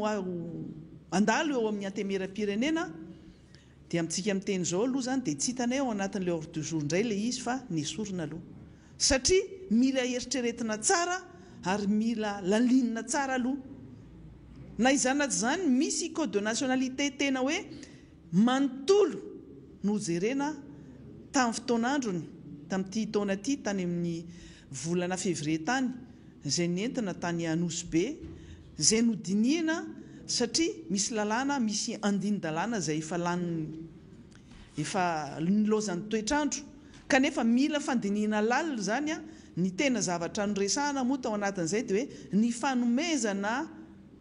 zoam-pirenena ho an'ireo olona tsy manana zoam-pirenena na ireo hoe apatride na tratry ny apatride. Zay ny tena horesahana ao anatin'izay code de nationalité izay. Kanefa raha vao miresaka nationalité tsika dia tsy maintsy miresaka foana an'ireo vahiny satria marary antsika zany hoe eto tanitsika eto tanindrazantsika no hitsakitsahan'ny olona nataon'ny hafa ny olona vahiny tena hitsakitsahany any tampon-droza amin'ny malagasy zany. Tsy mahazaka an'izany malagasy, tsy mahazaka an'izany tsika ary tsika malagasy olony fo dia tsy mahazaka an'izany. Nisy fotoana aty misy zavatra resako kely ary tena marqué olona maro zay zavatra ny fihetsika nataoko izay asa taona 3 taona lasa angamba izay na 4 taona lasa tao amin'ny grande surface anankiray dia andro fety moa zany taoriana n'le andro ny tsainana io dia feno olona nilahatra be teo amin'ny rayon teo amin'ny fividianana hena sy ny charcuterie vahoaka be nilahatra teo amin'io grande surface anankiray io dia nivoaka vany le vazaha hoy aho zay lehibe ny rayon charcuterie sy boucherie io dia nitabataba dia tena nanao tsinitsinina n'le malagasy mpiasa ao amin'io grande surface io. Mivazavaza nataony tsinitsinina teo mason'ireo olona rehetra reo le mpiasa malagasy mipiripirina le mpiasa malagasy satria olo-dehibe ny bedesina ary tena ny traitena tena ny mena tena mahery ao anatrehany malagasy mitovy aminy satria ny akabetsahan'ny olona mividy entana teo dia malagasy daholo nisy vahiny vitsivitsy kely ihany dia ny vazavaza dia ny tabataba naropa sisany tsy nataony ary efa manakaiky miopa mihitsy le traitement le zavatra navoakany le tompony le lehibe n'le rayon ya charcuterie boucherie za tao anatin'ireo olona ny lahatra tamin'izany fotoana zany efa solobavim-bahoaka ny tenako fa tsy zakako nahitan'izay fihetsika nataon'io vazaha io vahiny io tamin'le malagasy mpiasa tao amin'io grande surface io fa tena mivoaka tao andaharana dia niteneniko izy hoe mipetra tsara ianao fa tsy fanao zao indrindrandrindra fa eo aty an-tany malagasy ianao no miasa manalika malagasy ohatr'izao eo anatrehany mpanjifa malagasy na tsy eo anatrehany olona raha dia tsy mendrika an'izany le malagasy satria zavatra tsisy dikany raha ny fahitako an'ilay zavatra ny tabadabany an'ireo mpiasa ireo fa absorbebe tamin'ny na hoe débordé zany hoe tena be loatra le olona mividy a dia tsy maharaka intsony ireo vendeur atao amin'io grande surface io fa le zavatra nataony tsy mifanaraka na hoe tsy proportionnel ny teny nataony sy ny zavatra nitranga dia nyteny tamin'le olona ary tena za koa dia nitabataba ohatr'izao za miteny zao tamin'io vahiny io hoe miala tsiny aminao a fa vous êtes ianao dia tia Madagasikara fa tsy on ne traite pas les malagasy aty amin'ny taniny ohatr'izao fa raha zay makany taninareo any Frantsa ohatra zay tsy mitraite anareo ohatr'izao any mason'ny olona compatriote nareo tsy manao an'izao za fihetsika ataonao zao any amin'ny tany misy anareo fa manao on se fait tout petit ary tena manaja ny toerana zay misy anay zay ary manaja ny olona rehetra koa na malagasy io na tsy malagasy a tsy fanao zao manao olona manao tsinotsinona olona masom-bahoaka zao tabataba be tamin'izay zay le malagasy ny lahatra rehetrarehetra vao tena mety mihitsy za madama tena mety tena tsy rariny mihitsy ny ataony vahiny io ary efa fanao ny isan'andro tranandro io ary mino fa reo mpiasa ireo amin'izao tsika androan'ny teny zao mihaino an'izao miara-manonja zao ary mahafantatra an'izany zavatra zany ary misy olona satria mbola ao io lehibe io raha fahalalako azy mbola hitatitra hoe tena nyresahana atao miara-manonjy zany resaka zany ny tiako tenenina zany dia hoe tsika tsy mazaka zavatra ohatran'izany sika malagasy ary mino koa fa ny olona rehetra zay olona manana n'izany dignité sy fiera zany manana n'izany maizy anazy zany tsy manaiky ataon'ny olona ohatr' zany fa zavatra ohatr' zany no mahatonga fofona ary tsy maintsy hitenenana ary hitenenana ny hafa ihany koa na ho an'ny fitondram-panjakana io na ho an'ny mpitondra io na ny olona entina ihany koa hoe fifanajana ny zavatra atao fifanajana ny tokony ho atao ary ny resaka maha-olombelona zava-dehibe zany tsy sanatria koroka bibika atao ohatr' zany na olona tsy sainaka atao ohatr' zany zany zavatra zany hitantsika any amin'ny toerana fivarotana samihafa na any amin'ny restaurant io na resaka fivarotana io ao an-tsary lalànao misy mpivarotra anankiray zay efa ela zao tsy netsena atao amin'izay toerana zay fa na mame famerim-bolona ary izy dia atsipitsipi ny famerim-bolona mbola tsisy coronavirus tamin'izany fa tena fanao n'io karana io manipitsipi famerim-bolona raha ohatra ka famerim-bolona migasy izy dia fa niteny koa tamin'izany tsy fanao zany zavatra atao zany hoe manipitsipi zavatra omena olona zany na vola na entana na inona zany mila fanajana io ianao mame vola ara-dalàna zao manaja anazy fa tsy hoe karana izy manana ny manam-bola be dia mitraite malagasy ohatr'izany kopakopa tanina ho anareo rehetra zay malagasy zay miasa amin'ireo karahanareo ao an-tsary lalàna ao sy amin'ny toerana hafa ohatr'izany ihany koa amin'ny sinoa ao amin'io tadavin'ny commune urbaine tao Chinatown io ao amin'ny Behoririka ao misy sinoa ao tena manalika ihany koa fa le izy zany dia zavatra tiana tenena eto hoe oka hanaja ny olona zay amin'ny toerana misy azy ny tsirairay ary indrindrandrindra anao fa raha vahiny dia aza atao mihitsy ny manalika sy manao zavatra tsy mety amin'ny malagasy mety misy olona hoe mangalatra izy na manao zavatra tsy mety fa misy fomba afaka ifampitenenana fa indrindra tsy azo atao zany amasom-bahoaka zany ary indrindrandrindra eo amin'ny olona mitovy aminy no anaovana an'izany zay no mahatonga miteny hoe eto amin'ny tanintsika tsy alikain'izanizany mihitsy fa eto amin'ny misy atsika any amin'ny toerana any amin'ny tanin zareo tsika miafiafy tsy manao an'izany toetra zany ary tsika malagasy olony fo tsika ny zavatra tiana tenenina ao anatin'izay zany dia mitohy amin'ny resaka nataony député fidèle sy député Rodin teo hoe mila fanovana toe-tsaina sy fomba fihetsika na ho an'ny olona vahiny izay mipetraka eto Madagasikara na ho antsika malagasy ihany koa fa tsika tsy ho tompo mangatakatany fa izany mampalelo ange izany hoe hanao tanamasoandro ianao dia any Arivomamy no atao dia hoe satria namboatra lalana vaovao koa le projet lazaina fa présidentiel entre guillemets iza daholo ny ao anatiny io hanao an'io projet io le anarana fotsiny atao présidentiel fa zay no natonga anareo niady mafy saika anaovana an'io teo Ambotry Manjaka satria efa nisy avance lasa fa mampalahelo misy an'izany tanànan'olona ray manontolo tanimbary trano lasa ho atao lalana fantatsika izany valeurana tanimbary zany ho an'ny malagasy fa indrindrandrindra ny fasandrazana izay mitovy amin'izany toerana izay edina ao Antanandrano amin'ny Telma zany andreo mpandovan'ny Razafy-Mahery sy Ranamahery sy ireo mpandova miady amin'ny Telma amin'izao fotoana zao. Zany rehetrarehetra zany no mampitsangana antsika foana hoe ny olona tsy manonjanonja fotsiny ohatr'izao fa misy antony io narary mifoky nahita niny olona hoe nisy didim-pitsarana tsy maintsy tanterahana tery vato dia hoe 200 tafo 200 toit ronjato tafo trano tafo ronjato no arodana satria hoe nandresy tany fitsarana le olona nefa nisy olona manana acte de vente ara-dalàna titre borné trano sy ny taniny nampalelo any nahita nindrangany tomany iny tena nalahelo mihitsy hoe ino ty zavatra mitranga ty nefa reny ka anankiray hitantsika fa marobe zany ary be dia be ny vahiny manana an'izany tsy metraketraka mahita tampotampoka eo mahita lalana dia hoe lasa ny rakoto sy rabe ny tany tamin'ny 2004 tamin'ireny crise 2009 reny nakaty amin'ny tetezamita taty hatrany Tomasina na teto Madagateto Tananarivo misy hoe matory ianao amin'ny alina fomaraina voafefy daholo ny toerana misy ianao rehetrarehetra fa hoe lasa ny vahiny lasa ny rakotona lasa ny rabe ny tany nefa misy tranon'olona misy olona mipetraka misy olona tonga dia ao anaty voafefy eo ray manontolo eo hatramintsika amin'ny teny zao moa zany dia misy réseau tena réseau goavana be mihitsy ao amin'ny resaka fananantany io na domaine io na resaka hatrany amin'ny ministère mihitsy misy réseau be matsiravina tsy maintsy dénoncé antsika hoe fangalarana tany io tanin'olona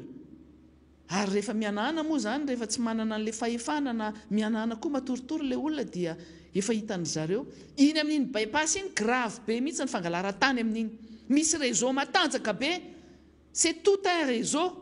tanin'olona zao ananan'ny olona zao miprofo fa vitan'ny zareo mutation indroa intelo taninao zao mbola ho hitantsika daholo zany ary akoatran'le hoe lasa ny vahiny misy malagasy ihany koa mihetraketraka manao an'izany ny ao anatin'izay zavatra tsy maintsy ho resantsika eto koa zany dia eto amin'ity commune urbaine Antananarivo ity satria député ny boriboritany voalohany tenako izany resaka tany sy fangalara-tany zany be dia be fa eo ihany koa ny zavatra ataony commune urbaine Antananarivo izay tsy mahafapohan'ny vahoaka amin'izao be dia be ny fampanantenana velorano arivo teto amin'ity boriboritany ity boriboritany enina moa zany boriboritany voalohany resako eto androany fa mampalahelo ny zavatra mitranga satria zany ny malagasy dia tompo mangatakatiny foana tsy mba mendrika azo an'izany zavatra tsara zany fa dia ny zavatra hita aloha zany dia tamin'ny sabotsy dia nalaina le ranotany nalaina tery amin'ny zaridainan'ny Jesosy mamonjy ery Korondrano dia iny no nanotofana le lalana lava be feno lavaka be mba azon'le commune urbaine Antananarivo an-tsaina ve le zavatra adalàna ataonareo velorano arivo nampanantenanao amboarina ny lalana tamin'eritaona moa filoham-pirenena nampanantena mihitsy hanampy vola be ny commune urbaine Antananarivo dia hoe mandritry ny confinement mandritry ny fihibohana dia anararoatra anao ny lalana eto Antananarivo ny commune urbaine Antananarivo ho ampiny ny filoham-pirenena izay ny teny mihitsy nampanantena tamin'izany mandrakitiny androany mbola be dia be ny lalana mbola ratsy be ary anisan'izany eo 67 hectare eo akaikin'ny kianjan'ny niavana io assurance niavana io dia izay no solution mba hitan'le commune urbaine Antananarivo aleo no mandany vola le 10 milliards d'ariary ery amin'ny 2 milliards d'ariary ery amin'ny kianjan'Ambojatofo novaina hoe parc botanique fa ny lalana dia avela tena hoe manala baraka velorano arivo moa zany resana dia ozy izy ny olona hoe lasa velorano velopotaka Antananarivo satria le ranontany nalaina tery amin'ny zaridainan'ny Jesosy mamonjy tery akoron-drano nanotofana n'le arabe feno lavaka be lava be dia avy ny orana taty Antananarivo teto Antananarivo tamin'ny alahady dia nivadika fotaka tanteraka dia lasa sady maloto no ratsy no manimba fiara zany ny zavatra mitrango zany dia tsy mba mendrika zavatra tsaratsara ve le 67 hectare sy le olona manodidina sa hoe ambany tanàna dia tsy mendrika an'izany asa manavakavaka ohatr'izany monsieur le maire sy commune urbaine Antananarivo marina fa efa Madagasikara efa taonareo fako dépotoir amin'izao fotoana zao efa nanomboka tamin'ireny 7 reny dépotoir Madagasikara fatina hélicoptère ny menan'ny mpitandro filaminana reny Alouette hoe lazaina fa nangalarina tany Belgique reny aizy izy zao nisy fampanantenana tamin'izany dépotoir Madagasikara ny Madagasikara zao potika tanteraka mbola misy fanamelohana condamnation amin'ny tsy maintsy mandoha vola raha tsy diso 43 millions d'euros amin'ny Air France tamin'iny fidianana an'iny Airbus reny Airbus Kitoto reny nipotehana ny Madagasikara tamin'ny fotoana tetezamita dia mizaka antsera ny aina ny Madagasikara mampalahelo mpiasa ny Madagasikara amin'izao mbola manampy ihany koa zany moa zany ny tsara dia satria zao miantona ihany koa ny sidina rehetra dépotoir Madagasikara amin'ireo zavatra rehetra lany daty na périmena ratsy qualité feno eraky ny tanàna iny ny anontaniana hoe ahoana le resaka nataon'le ministra mivarotra tsisy ninina kapokany namaiky azy fa mihinany zavatra tsy fihinana ary tsy mendrika anazy le malagasy dépotoir Madagasikara zany resahana hatramin'ny resaka vaksiny vao nitenen'ny député fidèle teo moa zany ho hitantsika eo rehefa aveo satria misy manontany ianareo hoe aiza tsara le ahitana hoe avaiza ny origine n'iny vaksiny iny ho alefantsika eo amin'ny écran eo rehefa aveo satria nanaraka n'iny colis zay tonga tamin'ny zoma teo hita mazava tsara le étiquette ngeza be rehefa misy entana tonga ohatrin'iny dia hita hoe avaiza ny origine n'iny vaksiny tonga iny aorianan'izay tsika dia fangatahana marobe avy aminareo hoe avereno hoe le zavatra nalefanareo maly fa zay tsy naheno tsara satria nisy teny zay nataony filoham-pirenena mikasika ny vaksiny AstraZeneca io sy ny ministry ny serasera mikasika ny vaksiny AstraZeneca io dia ho alefantsika amin'sesy zay tsy hanao commentaire be intsony mikasika ny vaksiny io satria mazava ny zavatra voalazany mazava ny origine n'io vaksiny io niala tany avy any RDC République démocratique de Congo zay Kinshasa no capitalany nandalo tany Addis Abeba ary tonga ty Antananarivo TNR FHI ny dikan'io zany dia hoe niala avy any Kinshasa avy any République démocratique en Congo mba tsy tenenana hoe mandainga anareo fa ny zavatra navoaka anareo sy ny zavatra tonga naseho atsika eto tsika tsy hiteny ary teto amin'ny miara-manonja dia miteny hoe tsisy afa-tsy ny vaksiny no mahavitra ny vahoaka malagasy ary tia ny zavatra tsy voateny matetika dia hoe ny antony anaovana ny vaksiny ho an'ny Covax manokana ho an'ny mécanisme Covax manokana moa dia mba ahafahantsika miatrika ny ara-toe-karena aoriana kely ao rehefa olona salama daholo sy olona voaro amin'ny aretina afaka miatrika an'izany toe-karena zany anarina ny toe-karena zany rehefa maro ny olona vita vaksiny dia afaka miatrika ny hoavin'ny olona tsirairay afaka miasa afaka mianatra afaka manao fiainana andavanandro afaka manala n'iny masika iny fa mendrika ny tena zany hoe vaksiny ara-dalàna zany malagasy mendrika an'izany malagasy na dia dépotoir fandefasana fako ary ty Madagasikara ty mendrika an'izany tsika mendrika zavatra de qualité mendrika an'izany zavatra tsara zany malagasy fa tsy hoe sahirantsika mahantra akory dia zay tiana atao amintsika eto dia kena daholo zay no ilana fanjakana matanjaka fanjakana malemy tsy afaka miaro an'izany ary averintsika eto foana ny miara-manonja sy mipanohitra dia mampirisika nanaovana vaksiny fa tsika efa niteny teto hoe raha vaksiny kitanontano raha tsy fantatritsika hoe avaiza marina io efa nataonareo sorona aloha ministre de santé ho hitantsika hoe nanahoana aveo ho hitantsika eo zay manaraka rehetrarehetra eo fa tsika vonina anao vaksiny mendrika atsika mba miandra izany mba miandrandra zany Johnson zany mba miandrandra zany Pfizer zay teny zay lazay ny filoha-pirenena sy ny ministra ny serasera zany nareo milaza fa lazainareo fa ratsy ny AstraZeneca nefa le générique ny Covishield tonga eto mba miandra izany daholo tsika rehetra aiza zany Pfizer zany aiza ny Johnson zany aiza ny Moderna zany zay mba tsara mba ataony any ivelany any mba mendrika zany tsika rehetra zany fa tsy hoe dépotoir dia zao fakofakona zavatra tsy lanina zavatra tiany olona lefa ty zao dia tsy maintsy manaiky satria manaiky le fitotra-patsakana andao ara fa irijerentsika le etikety tamin'ny entana zay tonga tamin'ny sabotsy kasika ireo vaksiny ireo hoe avaiza marina io mba tsy lazainao fa mandaingy tsika eto.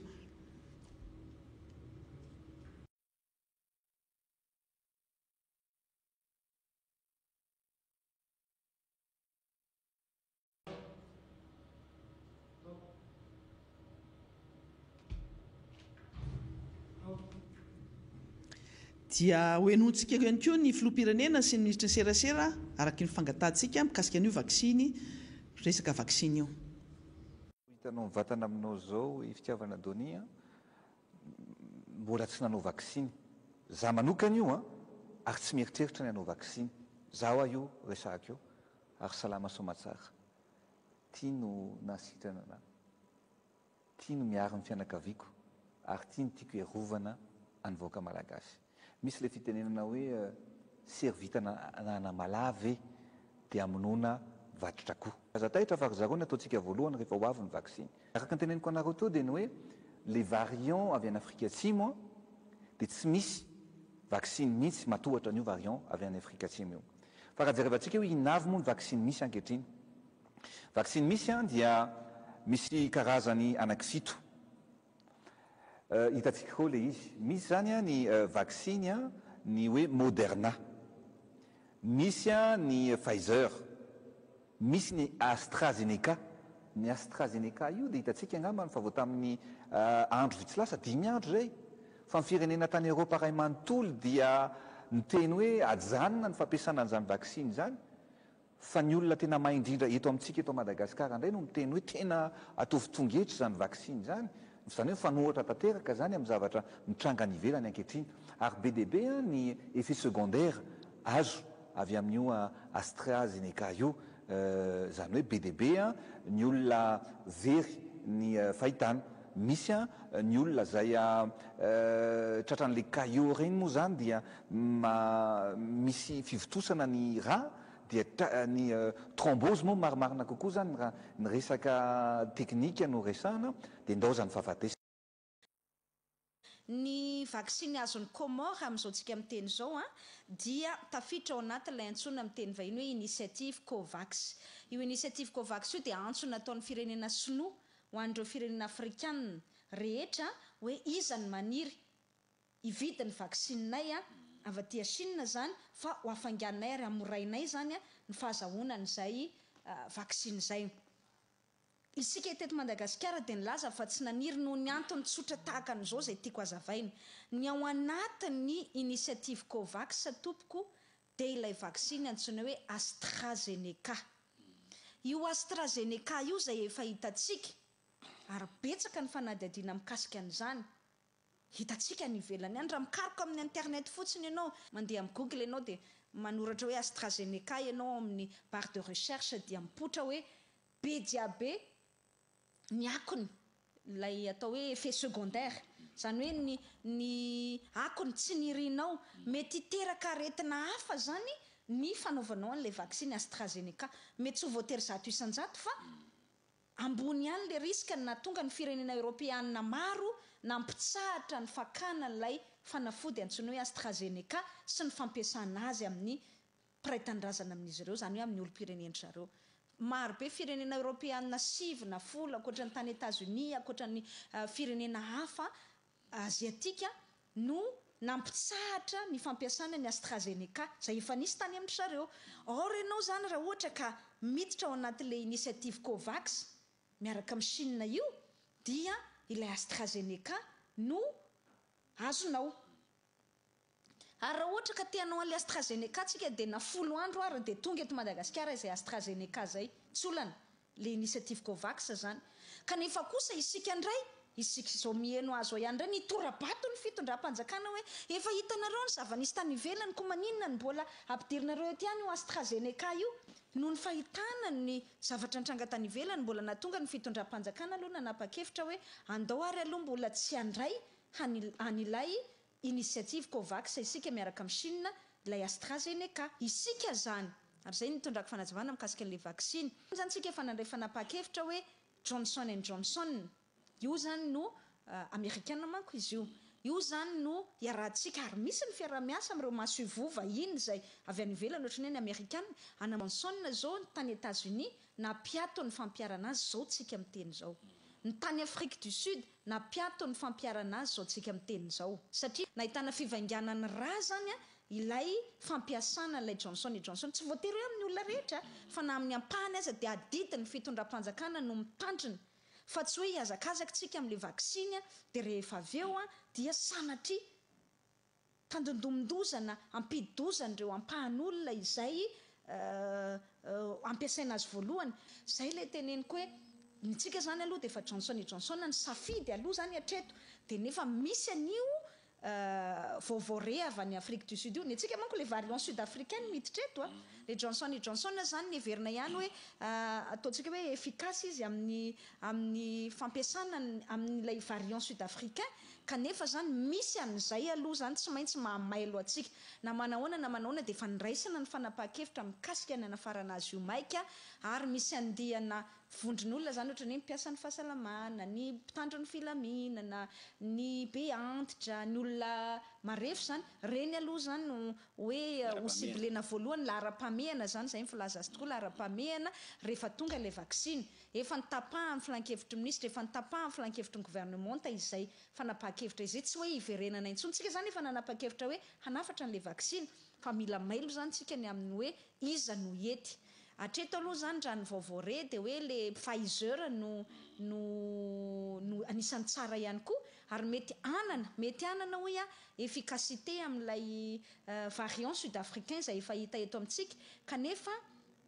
lay condition de stockage zany lay hoe tsy maintsy mila hatrany amin'ny moins 70 degré na moins 80 degré Celsius ihany ny fahafaha mitahiry azy mbola tsy ananantsika aloha amin'izao fotoana izao.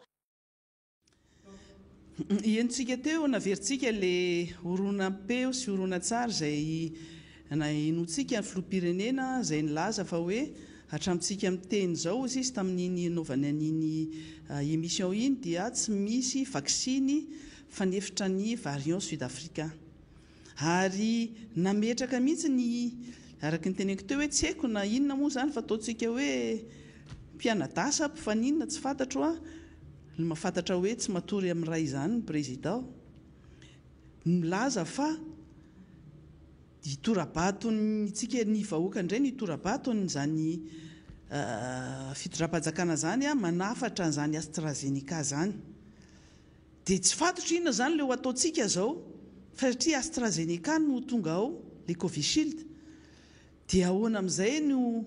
atao satria ry zareo moa zany efa miala ilany lasa nandeha niady mangazo any faritra atsimo sy naka saritany anaty raketany ny filoham-pirenena le ministra serasera tsy hita trasy mihitsy tamin'ny omaly tamin'ny fotoana nanokafana nyny vaksiny iny le ministra ny fahasalamam-bahoaka moa zany efa nanao an'le hoe izy no modèle na le ohatra fa nanao sorona ihany koa ary nampiseho zany hoe azo atao tsara ny manao vaksiny fa le zavatra andrasantsika amin'izao fotoana zao dia hoe rovina raha le Pfizer no adiny tonga mba tehanao an'izany daholo ny olona rehetra eto satria tsy afaka manafatra afa-tsy ny fanjakana hoy ny tamin'ny fotoana nyreny conseil des ministres reny raha tsy hoe mpandrarà izay mifandamina amin'ny fitondram-panjakana amin'ny fanjakana fanontaniana mipetraka ihany koa ho an'ny rehetra dia hoe aiza avy le toerana ahitana sy ahafahana manao an'izany vaksiny zany satria efa nitenenina moa zany hoe efa manomboka le izy ho an'ireo olona rehetra diabetika ireo olona misy trangana ina moa zany fomba fisehon'ny aretina maha-diabetika anazy na dia tsy membre any amin'ny amadiara dia hoe misy mandeha makany fa ho hitantsika io tsara le izy zany hoe atraiza ny fandraisana andraikitra ataon'ity fitondram-panjakana ty satria ny zavatra hita lohatra eto aloha zany dia maivana dia maivana ary ny namiezaka kely mivoaka ara le prime ministre amin'izao fotoana zao miseho telekely timidement any amin'ny faritra avaratra any dia ohatrany hoe tsy misy fitondram-panjakana zany eto, ohatrany hoe filoham-pirenena ihany no mpitondra fanjakana eto amin'ity firenena ity dia indraindray ny ministry ny serasera dia indraindray ny ministry ny fahasalamana fa ny ambiny rehetrarehetra amin'izao dia mipirina daholo. Inona moa zany ny tena dikany? Ohatran'le dikan'le hoe inona ny dikan'le hoe tsy fandehanana teny amin'ny aéroport, ny tsenan'le vaccine 250 000 doses kanefa ny bouteille oxygène 2000 na ny concentrateur d'oxygène 2000 isa ny tsenainana ary natao mipopoka be ny zavatra natao. Le fandraisana andraikitra ny resantsika eto dia iresaka amin'ny resaka kerentsika satria fandraisantsika hatramin'ny herinandro izy io. Resaka tsy fahampian'ny sakafo na tsy fanjariana ara-tsakafo fanjarian-tsakafo any faritra atsimo iny. Nisy vola marobe izay nitaperina ary natokana ho amin'izany kanefa tsy hitantsika le tena vokany satria nampiasaina ny zavatra tsisy efa marobe ny resaka andresahana teto indrindrandrindra resahan'ny député fidèle mikasika ny programme nasan'ny FSS atao anatin'ny ministèran'ny population sy ny sisa. Fa androantsika iresaka hoe misy zavatra mitrangakonge any amin'ny faritra atsimo iny izay tsy hita mihitsiny raha reny oeraoera nataon'ny filoham-pirenena reny navelona ny vaccine tonga fa lasa izy nanao oeraoera nakasary ny ady mangahazo nakasary anaty raketa ampisehoana fa hoe mikarakara ny any fa eto sika zany hijery satria reto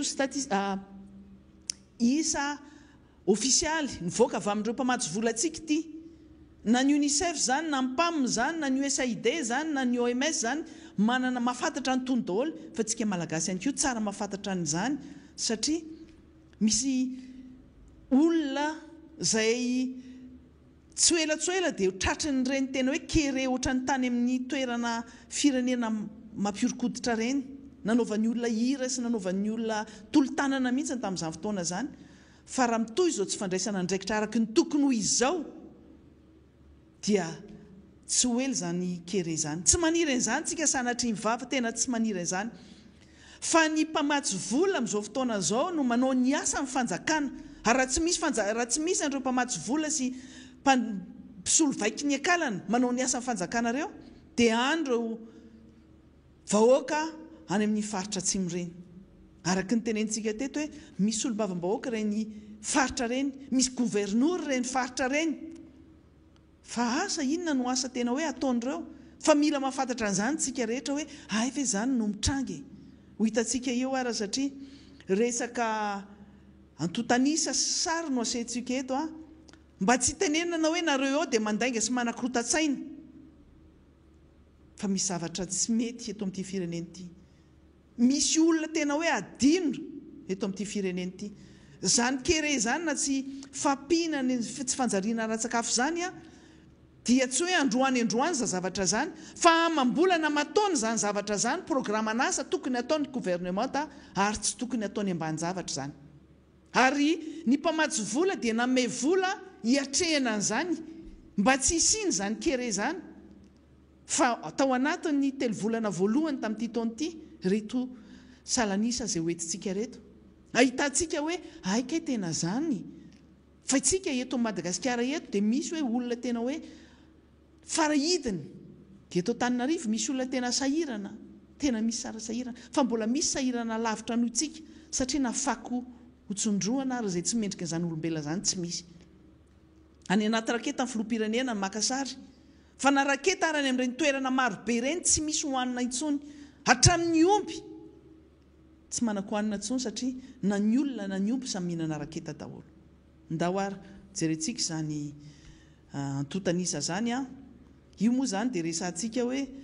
résultat zavatra nitranga tao anatin'ny telo volana voalohany tamin'ity taona ity raha oharina tamin'ny telo volana fahatelo sy fahaefatra tamin'ny taona 2020. Zany hoe tamin'ny volana janvier février mars volana avril nanaovana an'ity antotanisa ity tsisy nafenina fa tena hoe zay ny mahita anazy any anatin'ny région andrefana ao anatin'ny région andrefana zany moa zany dia ahitantsika ny district amin'ny Betioky zany. Ao anatin'izany district amin'ny Betioky zany misy commune sivy amin'ny 9/30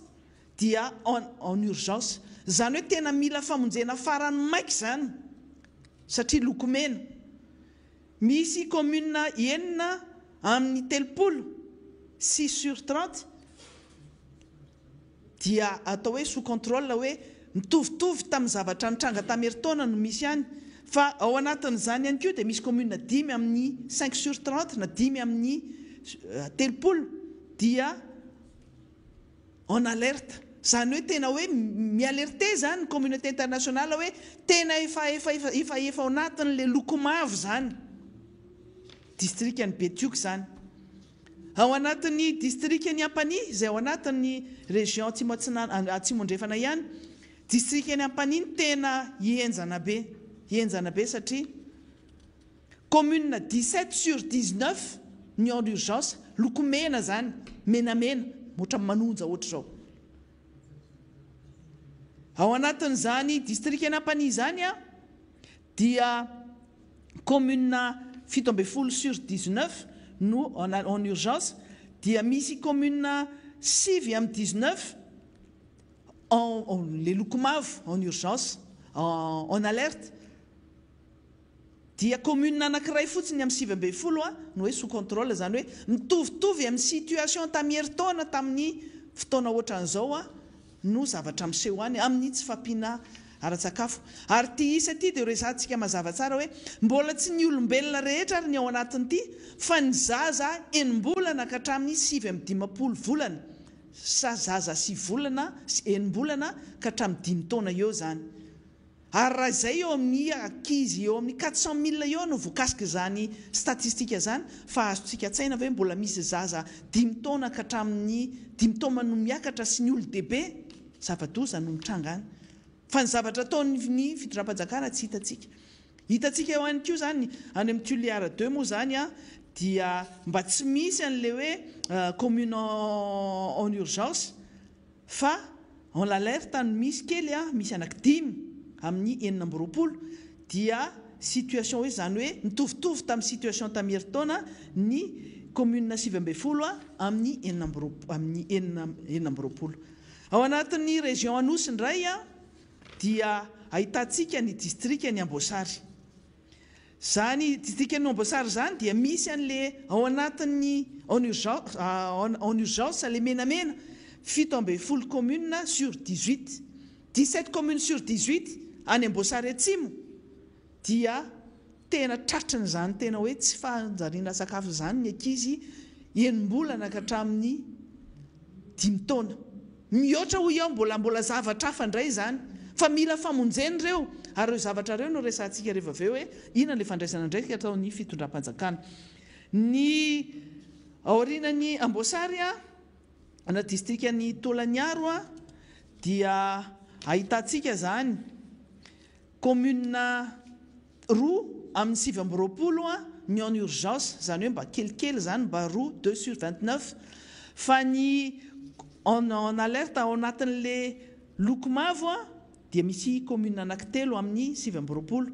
dia ny commune 7/20 amin'ny 7/20 no sous contrôle, zany hoe araha-maso tanteraka zany ao anatin'le loko maitsomaitso. Ao anatin'ny district ny Betroka koa dia ohatr'izay ihany koa. Ny commune anankitelo amin'ny 2/20 ny en urgence ao anatin'le loko mena, ary ny 4 amin'ny 2/20 no ao anatin'le mavomavo, dia ny 3/20 amin'ny 2/20 araha-maso tanteraka zany. Ny dikan'izay hoe araha-maso tanteraka zany, raha tsy misy ny fandraisana andraikitra, fitondram-panjakana ny tompona andraikitra voalohany, dia tafiditra ao anatin'le tsy fanjariana ara-tsakafo ireo ponina any amin'ny faritra atsimo ireo. Ary izay le mahatonga an'le fifindramonina fanjakana moa mahafantatra an'izany hoe misy fifindramonina amin'izao fotoana zao, misy ny makany Tolaniaro, misy makany amin'ny toerana hafa miakatra Antananarivo, mandeha any amin'ny toerana hafa mihitsiny ao anatin'ny région Androy indray dia anatin'izany district amin'ny Bekily zany, tena hoe 15 communes sur 20 en urgence ao anatin'le loko mena, mila fanampiana ary mila tena hoe famonjena farany aingana zany hoe en urgence zany lokoloko ao anatin'le lokomena zany ny commune misy commune anankiray une commune sur 20 no ao anatin'le loko mavomavo zany manaraka an'le lokomena zany ary commune efatra amin'ny roapolo le Arahamaso ao anatin'ny loko maitso. Ao ny district amin'ny Belo ao anatin'ny faritra Androy daholo zany district amin'ny Belo zany dia ny 700 ny commune zany hoe 7 communes sur 8 dia ao anatin'le zone ao anatin'le lokomena en alerte en urgence zany menamena zany mila famonjena farany aingana zany fanjakana no atsona amin'izany aloha fampamatsy vola rehetra manampy zay manao asa ny fanjakana raha tsy misy andreo dia maty ny vahoaka dia ny commune anankiray any anatin'ny faritra ny Belo io no ao anatin'le zone mavomavo. Ao anatin'ny district an'Ambovombe ao anatin'ny district an'Ambovombe ino moa zany le nanaovana oeraoera sy ny sisa dia 19 communes sur 21 20 amin'ny raika amby roapolo dia ao anatin'ny zone rouge ao anatin'le loko menamena en urgence mila famonjena farany aingana ireo ary commune anankiray ihany amin'ny raika amby roapolo no ao anatin'ny commune ao anatin'le mavomavo hoe en alerte zany hoe fa mila vonjy zany fa miantso vonjy zany ary commune anankiray moa zany no lazaina hoe mbola ao anatin'ny fanadiadiana ao anatin'izany district any Ambovombe zany. Ao anatin'ny district any Tsiombe indray ao anatin'ny district any Tsiombe dia anko 7 ny commune 8 communes sur 9 dia ao anatin'ny loko menamena mila famonjena farany aingana zany resaka sakafo ny resantsika ity détérioration nutritionnelle resaka tsy fanjariana ara-tsakafo zany rehefa tsy misakafo le olona dia fantatritsika ny zavatra miandry azy. Commune anankiray no mbola voajerena zany hoe hatraizany situation an'izany situation ny nutritionnelle ny vahoaka any amin'ny faritra atsimo zany ny situation ny olona ara-tsakafo zany tsy manan-kohanina intsony zany olona zany ny ahitany eo ary zany ahitany zany efa fantatra firy volana meloha efa fantatra hoe isy ahitany any fandraisana fanapa-kevitra tara dia tara mitavozavoza ihany koa ny lazaina fa hoe mena semence mena masombola mena ovan'izao oeraoera zao sy district anankiray na commune ray na roa ao anatin'ny district akory ny mila vonjy fa ny région manontolo mila jerena ny district manontolo mila jerena daholo vitsikely amin'ireo zany no azontsika hoe mbola azo iroranana fa raha tsy misy andreo mpamatsy vola sy mpamonjy ireo mpamonjy andreo vahoaka ireo dia maty ny vahoaka. Ho hitantsika rehefa avy eo ny sarin'ireo zaza satria resaka zaza fotsiny ity resantsika ity sensible loatra amin'izany resaka zaza zany ny tenako amin'ny mahareny zaza enim-bolana zany tokony noho izy zany mbola minono zany fa satria tsy ampy sakafo ny reniny dia mila sakafo zany zaza zany zaza hatramin'ny 5 taona zany azontsika tsaina zany hoe zanakitsika ao an-trano eritrereto hoe tsy mihinan-kanina na tsy misotro rano ao anatin'iny ray andro iny fotsiny fa any marobe ny tsy misotro rano satria maina ny tany tsy misy famonjena zay nataony ty fitondram-panjakana ty ho hitantsika eo zany hoe tena hoe misy fitotonganana goavana be détérioration zany détérioration de la situation nutritionnelle dans les districts ny zay resantsika teo ny tena goavana indrindra dia resahana goavana indrindra ao anatin'ireny faritra mena lokomena ireny zany dia Ambovombe Bekily Belo Tsiombe zany ao anatin'ny région ny Androy zany mba henontsika ve ny fitondram-panjakana amin'ny resaka an'izany mba henontsika ve zany fitondram-panjakana zany hoe inona ny zavatra tena ataony akoatra ny oeraoera amin'izany Amboasary Atsimo zany inona ny zavatra tena ataony amin'izany faritra any Ampania zany raha miantehitra solombavam-bahoaka tsika solombavam-bahoaka tsy natao hanao an'izany asa ny fahefanam-panatanteraka zany donneur d'alerte ireo miantso vonjy ireo fa tsika eto miara-manonja satria vahoaka malagasy ireo mila jerentsika hitantsika eo rehefa avy eo ireo sarin'ireo zaza ireo hoe tena hoe amin'ny teny frantsay dia ils ont la peau sur les os hoditra sisa no eo amin'ny taolan'ireo zaza ireo ary ireny fisehoana zaza be kibo be reny no filazana fa tena tratriny ny tsy fampisakafo tena zany tena hoe tena faraky ny sahirana tsy mihinan-kanina zany zaza zany. Hitantsika mitrakitraky ny taolany ny taola tratra rehetrarehetra an'ireo zaza reo, mikibongeza be. Jerena le zaza raha mitritrony reniny tsy mahavita intsonina dia mihetsika ara, tsy manana aina korina dia hetsika ara, satria tena hoe tena nona misaotra ny mpamatsy volontsika, misaotra ny PAM-tsika, misaotra ny UNICEF tsika, misaotra ny OMS tsika, misaotra ny USAID tsika, misaotra nyreny ONG zay mikarakara reny. Fa tsy vita ny oeraoera hoe asena milahatra mandeha mijorojoro sy na mipetrapetraka eny le olona dia zaraina an'izao tosika tsy fantatra intsony zao. Tsy izao intsony zany ny zavatra tadiavina. Sakafo aloha ny ilain'ireo olona reo, marina fa ilaina ny vola. Zany 50 000 ariary zany vola be ngapany zany ho an'ny olona any, fa mahavita anazy afriana moa zany. Fa reny le vola men'ireo mpamatsy vola zay natao hiatrehana zany tsisy iny zany kere zany. Fa hitantsika rehefa mitavozavoza ny fitondram-panjakana ty dia izay no zavatra mitranga. Hitantsika daholo androany sika tsisy hitentsony hoe tsy marina ny voalazanareo amin'ny fandarana miara-manonja io, ary ny zavatra resana eto dia zavatra nasionaly, tsy hoe makasika toerana anankiray fotsiny na hoe Tananarivo fotsiny iny, fa misy zavatra tokony fantarina ihany koa hoe zay le anisan'le resantsika hoe ny aratsiny ny fitondram-panjakana, tsy mitsinjo ny vahoaka ao anatiny, tsy mitsinjo ny faritra rehetra ao anatiny. Misy zanan-kiala hafa eto, ary raha nyteneniny raha tamin'ny farany teo ka farany teneniny filoham-pirenena dia hoe raha mihaino an'le mpanao gazety dia hoe tena hafa be ny iainan'ny malagasy eto. Fa inona no azontsika ilazana an'ireny toerana misy an'ireny vahoaka sahiran'ireny? Na ny omby ara hitantsika teo mahi dia mahi, ny olombelona raha tsy manan-kohanina. Ny rano tsy misy, ny toerana ambolena tsy misy satria maina be ny tany. Fa raha ohatra ka ny eritreritra hiatrika kere zany, ny eritreritra hoe ahoana no ahafahantsika mamboly amin'ireny toerana reny, ahoana no ahafahantsika mitady vahaolana amin'ireny toerana reny, satria ilay olona fantatritsika fa mivelona amin'ny fambolena ny sasany, mivelona amin'ny fiompiana ny sasany, kanefa fantatritsika ihany koa ny tsy fandriampahalemana amin'ny faritra iny. Efa somary lavalava ny fandaharantsika androany everiko fa ampy eritreretantsika, ampy saitsainantsika ny zavatra nresahana androany tontolo iny, androany maraina tontolo, dia hofaranantsika ny fandaharana androany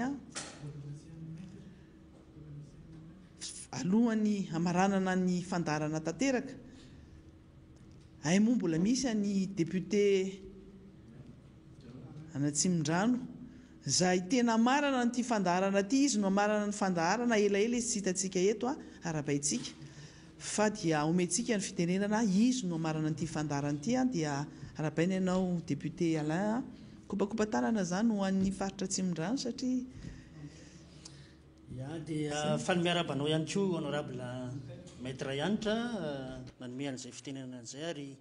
isorana manokana moa ianao mitondra an'ireo fanazavana samihafa teto amin'ity fandaharana miara-manonja ity, indrindrindrindra ireo nanehoanao ny raharaham-pirenena izay misy amintsika amin'izao fotoana izao. Ity ampiandoana nefa dia tsy hay ihany koa ny tsy arahaba tsika vahoaka malagasy manaraka ny fandaharana miara-manonja, ary androany moa dia mitondra ny anjara fitenenana indray ny tenako atao anatin'izany fandaharana izany. Voalohany indrindra dia tsy hay ny tsy hitondra fanamarihana mahakasika ny ity vaksiny Covishield izay tonga eto amintsika ity amin'izao fotoana izao. Efa maro ny fanamarihana nentin'ny namana solombavam-bahoaka teo aloha, fa ny tiako tsindriana dia ny hoe ilay tompona andraikitra voalohany eto amin'ny tany sy ny firenena sy ireo mpikambana ao anivon'ny gouvernemanta araky ny horonan-tsary izay hitantsika teo dia samy nametraka ny ahahany ary nametraka ihany koa ny atsotsika hoe fiantraikany zany fanaovana ny vaksiny ity AstraZeneca ity na le Covishield hozy tsika. ny fanontaniana apetrako zany amin'izao fotoana izao dia hoe tena miaro ny ain'ny vahoaka malagasy ve mpitondra fanjakana raha efa nahafantatra n'izany zavatra rehetrarehetra zany izy a kanefa dia tsy nisy fanapahan-kevitra ny anakana akory any fidiran'ity vaksiny ity teto amintsika satria mantsy a raha ny zavatra nambaran'izy ireo dia lasa velona iasy raiky tahotra ny vahoaka malagasy manoloana nyity vaksiny a tonga eto amintsika ity efa nambara teo fa toa natao sorona ny ministra ny fahasalamana ary toa mitady hevitra nandanana amin'ny toeran-kafa re tompona andraikitra zay nametraka indrindra n'izany fanamariana izany manarak'izay a dia eo amin'ny lafi ny isa indray no tiako resahana 250 000 dose a no azotsika firenena malagasy raha jerevana ny atotan'isan'ny olona afaka isitraka an'io vaksiny io raha manana ny volonté daholo zany reo vahoaka malagasy a dia ray isan-jato ny mponina eto Madagasikara ihany a no isitraka an'izany vaksiny zany fantatsika nefa fa raha tsy mahatratra hatrany amin'ny 50 ka 80 isan-jato ny mponina ao anatin'ny firenena anankiray no vita vaksiny a dia toa zava-poana ihany ny ezaka natao eto zany tsika dia ny hoe ny fitondram-panjakana ve mbola manana finiavana ny anafatra vaksiny fanampiny satria dia mbola olona ray isan-jato zany a no mety voasahany ity a vaksiny a tonga eto Madagasikara ity tena manana finiavana tokoa ve ny fitondram-panjakana hamongotra an'ity aretin'ity eto Madagasikara satria ny zavatra hitatsika asirentsika teo a dia maro ny zavatra tsy mifanindran-dalana amin'izany famongorana an'ity aretina ity zany taitra moa ny tena raha nare an'ireny fanamariana na fanambarana zay nataony OMS reny no hoe ahina ny mety hidiran'ny 3e vague aty amin'ny firenena afrikanina ary ihany koa ny filazany ao anivon'ny Union Européenne fa hatramin'ny faran'ny volana Jona no ahafahana miroso amin'ireo fangatahana zany a ny idirana ao anatin'ity hoe initiative COVAX ity amin'ny fanapariahana ny vaksiny ka sola itsika eto Madagasikara indray a no tara amin'izay fandraisana fanapahan-kevitra ninona karazam-vaksiny zay tokony mbola afara ny firenena satria efa tsy zoviana amintsika ny fahatarana tamin'ny fandraisana fanapahan-kevitra sy azo dika ihany no hoe tsy nanana finiavana mihitsy indrindrindra ny filoham-pirenena ny ampiditra nyity vaksiny eto Madagasikara ity matoa nitranga reny fahatarana isan-karazany reny amin'ny fandraisana fanapahan-kevitra zay filoham-pirenena fantatsika tsara fa tompona andraikitra voalohany amin'izany fandraisana fanapahan-kevitra indrindra ny hoe ny ain'ny vahoaka malagasy zany ka manao antsoavo zahay amin'ny mahasolombavambahoaka satria maro ny fanontaniana apetraky ny vahoaka malagasy ary betsaka ny miantso tia angata-panazavana sy ny sisa dia misy ny azonay hitondrana fanazavana indrindra eto anatin'ity fandarana miara-manonjy ity mba hanala ireo ahia samihafa zay mipetraka any an-tsain'ny vahoaka malagasy izay eto ihany koa moa amin'ny mahasolombavambahoaka ny tenanay dia mangataka ny fitondram-panjakana mba ametraka an'izany fangararana zany fitantanana nyity vaksiny zay tonga eto toerana eto ity satria raha ny tokony izy tokoa dia anisan'ny takiny zany tetikasa initiative COVAX zany ny fananantsika na ny fananany firenena anankiray ny atsoina hoe plan national de déploiement et de vaccination na hoe le drafim-pirenena momba mifandrindrana ny vaksiny zany a zany hoe io drafim-pirenena io a dia miaingatra any amin'ny fomba fitantanana, ny fanomanana, ny fitaovana ary koa ny famaritana ireo sokajin'olona zay tokony hisitraka an'izany vaksiny zany. Hatreto aloha eny fa na dia solombavam-bahoaka raha ny tena dia mahatsapa fa tompotra mihono tanteraka manoloana an'izany zavatra rehetra izany. Kanefa dia ilainy zany ho fantatry ny vahoaka malagasy a satria dia raharaham-pirenena izy ity ary tena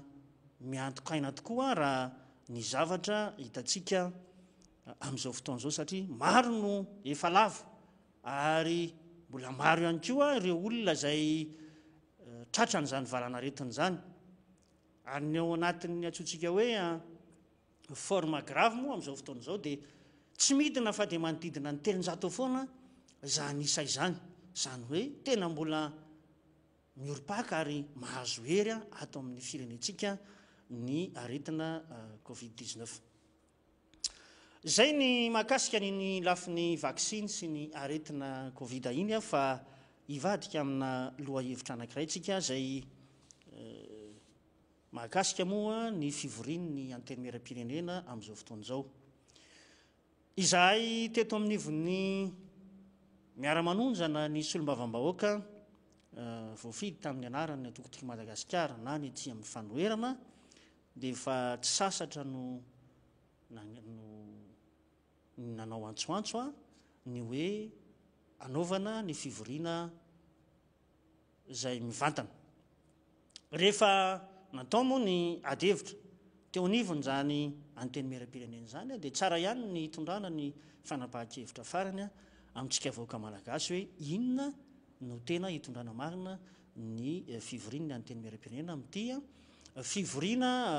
ara-potoana voalohany amin'ny taona 2024 ity. Araky ny fanapahan-kevitry ny mpivory maro anisa zany tao anatin'izay fivorian'izay dia tapaka fa iroso amin'ny fivoriana mivantana na le hoe présentiel ny eo anivon'ny anteny miram-pirenena amin'reto anton-javatra ireto ihany dia ny fivoriana mikatotrano, ny fionana amin'ny gouvernemanta ary ihany koa ny fifidianana ho an'ny filoha-lefitra amin'ny faritanin'ny Toamasina. Tsara ihany ny mampita an'izay satria maro ny fanontaniana ihany koa mipetraka mahakasika an'ity fanaovan'ny solombavam-bahoaka ny vision conférence ity ka ireo anton-javatra ireo zany hoe azo lazaina aloha mamaly amin'ny ampahany ireo fangatahana anga no ilazana azy ny ety anivon'ny fanoherana izay fanapahan-kevitra no raisina izay. Amin'izao fotoan'izao ihany koa dia maro ny ianareo mpanao gazety indrindra mamedram-panontaniana mahakasika ny hoe ahoana marina ny tena fipetraky ny sata amin'ny fehim-panohatra eto Madagasikara satria fantatsika tsara moa fa anisan'ny lahadinika zay mandalo ny anivon'ny anteny miran-doholona amin'izao fivoriana ara-potoana voalohany zao ary mbola handalo ihany koa eny anivon'ny anteny miram-pirenena. Ny tsara ho fantatra angamba no entiko eto androany mahakasika an'izay lalàna fehan'ny fanoherana eto Madagasikara izay. Voalohany indrindra dia nisy tokoa ny lalàna efa lany teo anivony zany androm-panjakana izany na ny anteny miram-pirenena tamin'ny andro ny tetezamita tamin'ny fahafito tao ambin'ny folo ny volana Aogositra 2024 sy ny fahavalo ambin'ny folo Aogositra taona 2024 izay nandaniny ireo mpikambana teo anivon'ny kongresy ny tetezamita tamin'izany fotoana zany ny lalàna larana 2011-013. Izy io moa dia lany somatsara teo anivon'io androm-panjakana io ary nangatahana avy teny anivon'ny fitsarana avo momba ny lalam-pandroenana tamin'izany fotoana zany. Misy ny avia anankiroa izay nivoaka ny laharana faefatra zany a avy numéro 4 tiré ACC bara AV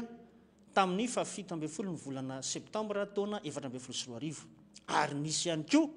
ny avy numéro 1 tiré ACC bara AV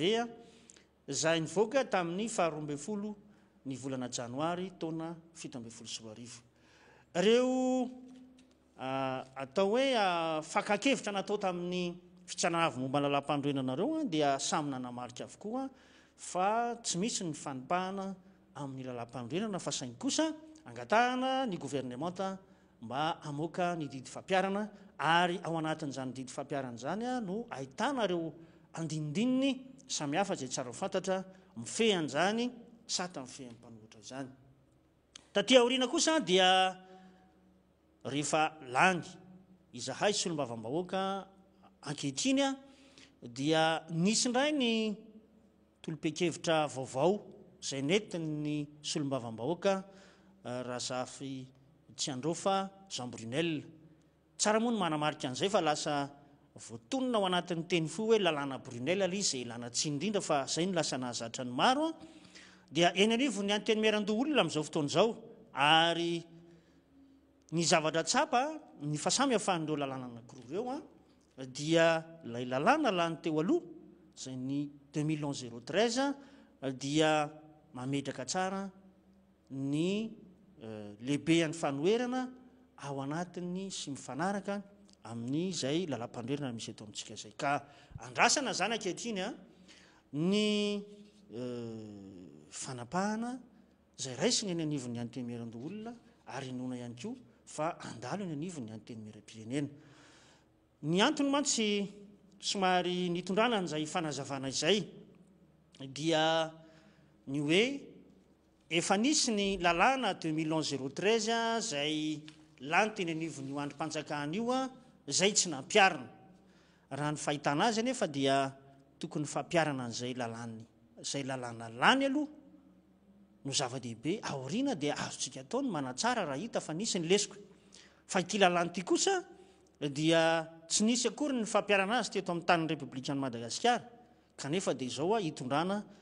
fanavozana na fanitsiana izao ny tsara ihany koa entina amintsika mpanaraka ny fandarana dia ny nandraisan'ny antoko-tiako Madagasikara fanapahan-kevitra ho antoko-panohatra tompoko dia niainga tamin'izany lalàna 2011-013 zany faharoa dia ny fanapahan-kevitra ihany koa no raisin'ny ministeran'ny atitany mahakasika ny récépissé manambara fa ny antoko-tiako Madagasikara dia nipetraka ho mpanohatra eto amin'ny tanin'ny repoblikan'i Madagasikara dia niainga tamin'io lalàna 2011-013 io ihany koa izay zany no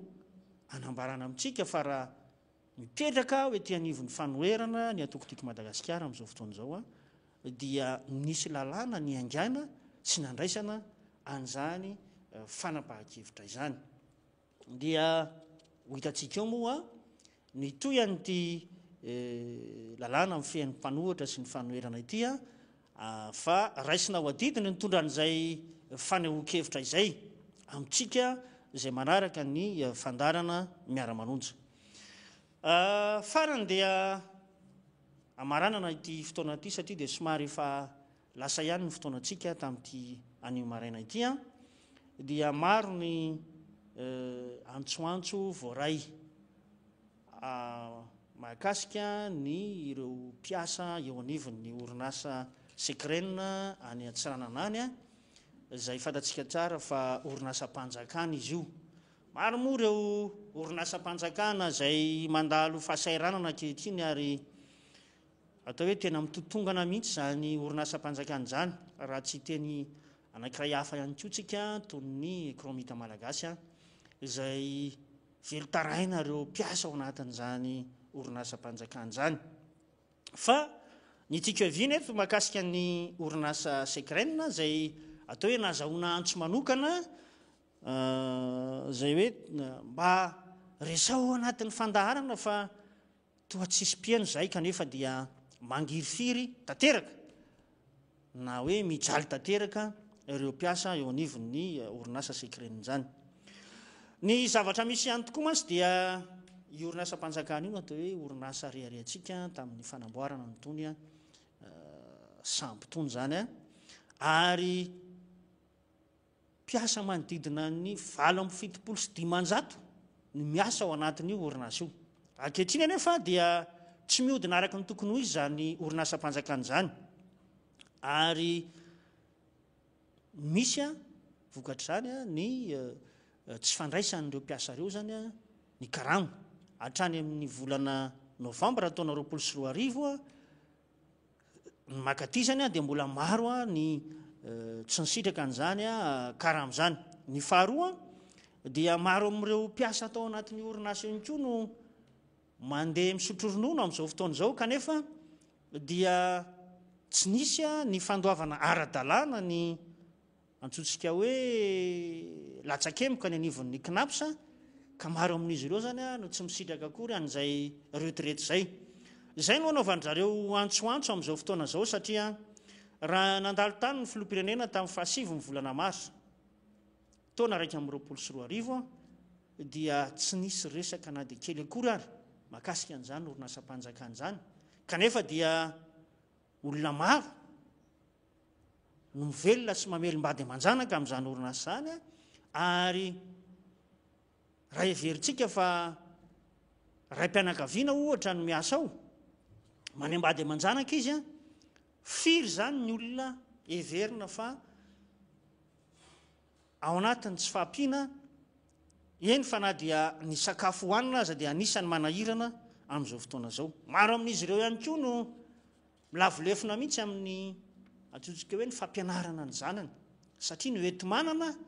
amin'izany fianaran-janany zany ara dia tsy hitan'izy ireo zay atao zany satria amam-bolana maro izy ireo no tsy nisitraka an'izany karama izany ka misintona ny fitondram-panjakana zay ankehitriny orinasa-panjakana reny ary tsy io ihany ny orinasa-panjakana zay misedra olana amin'izao fotoana izao fa mariako manokana moa fa raha mahakasika ny orinasa sekrenina dia ny tompona andraikitra voalohany mpitatana an'izany orinasa any dia olona tsy lavitra ny fitondram-panjakana zay mampametram-panontaniana hoe tena minimikipy ve ny fitondram-panjakana manoloana an'izao olana diavin'ity orinasa ity izao satria na ireo fournisseur raha zay mamatsy an'izany orinasa zany dia maro ny tsy voaefa intsony ny trosa zay tokony ho aloha amin'izy ireny. Ny tiana amarana anazy dia ny hoe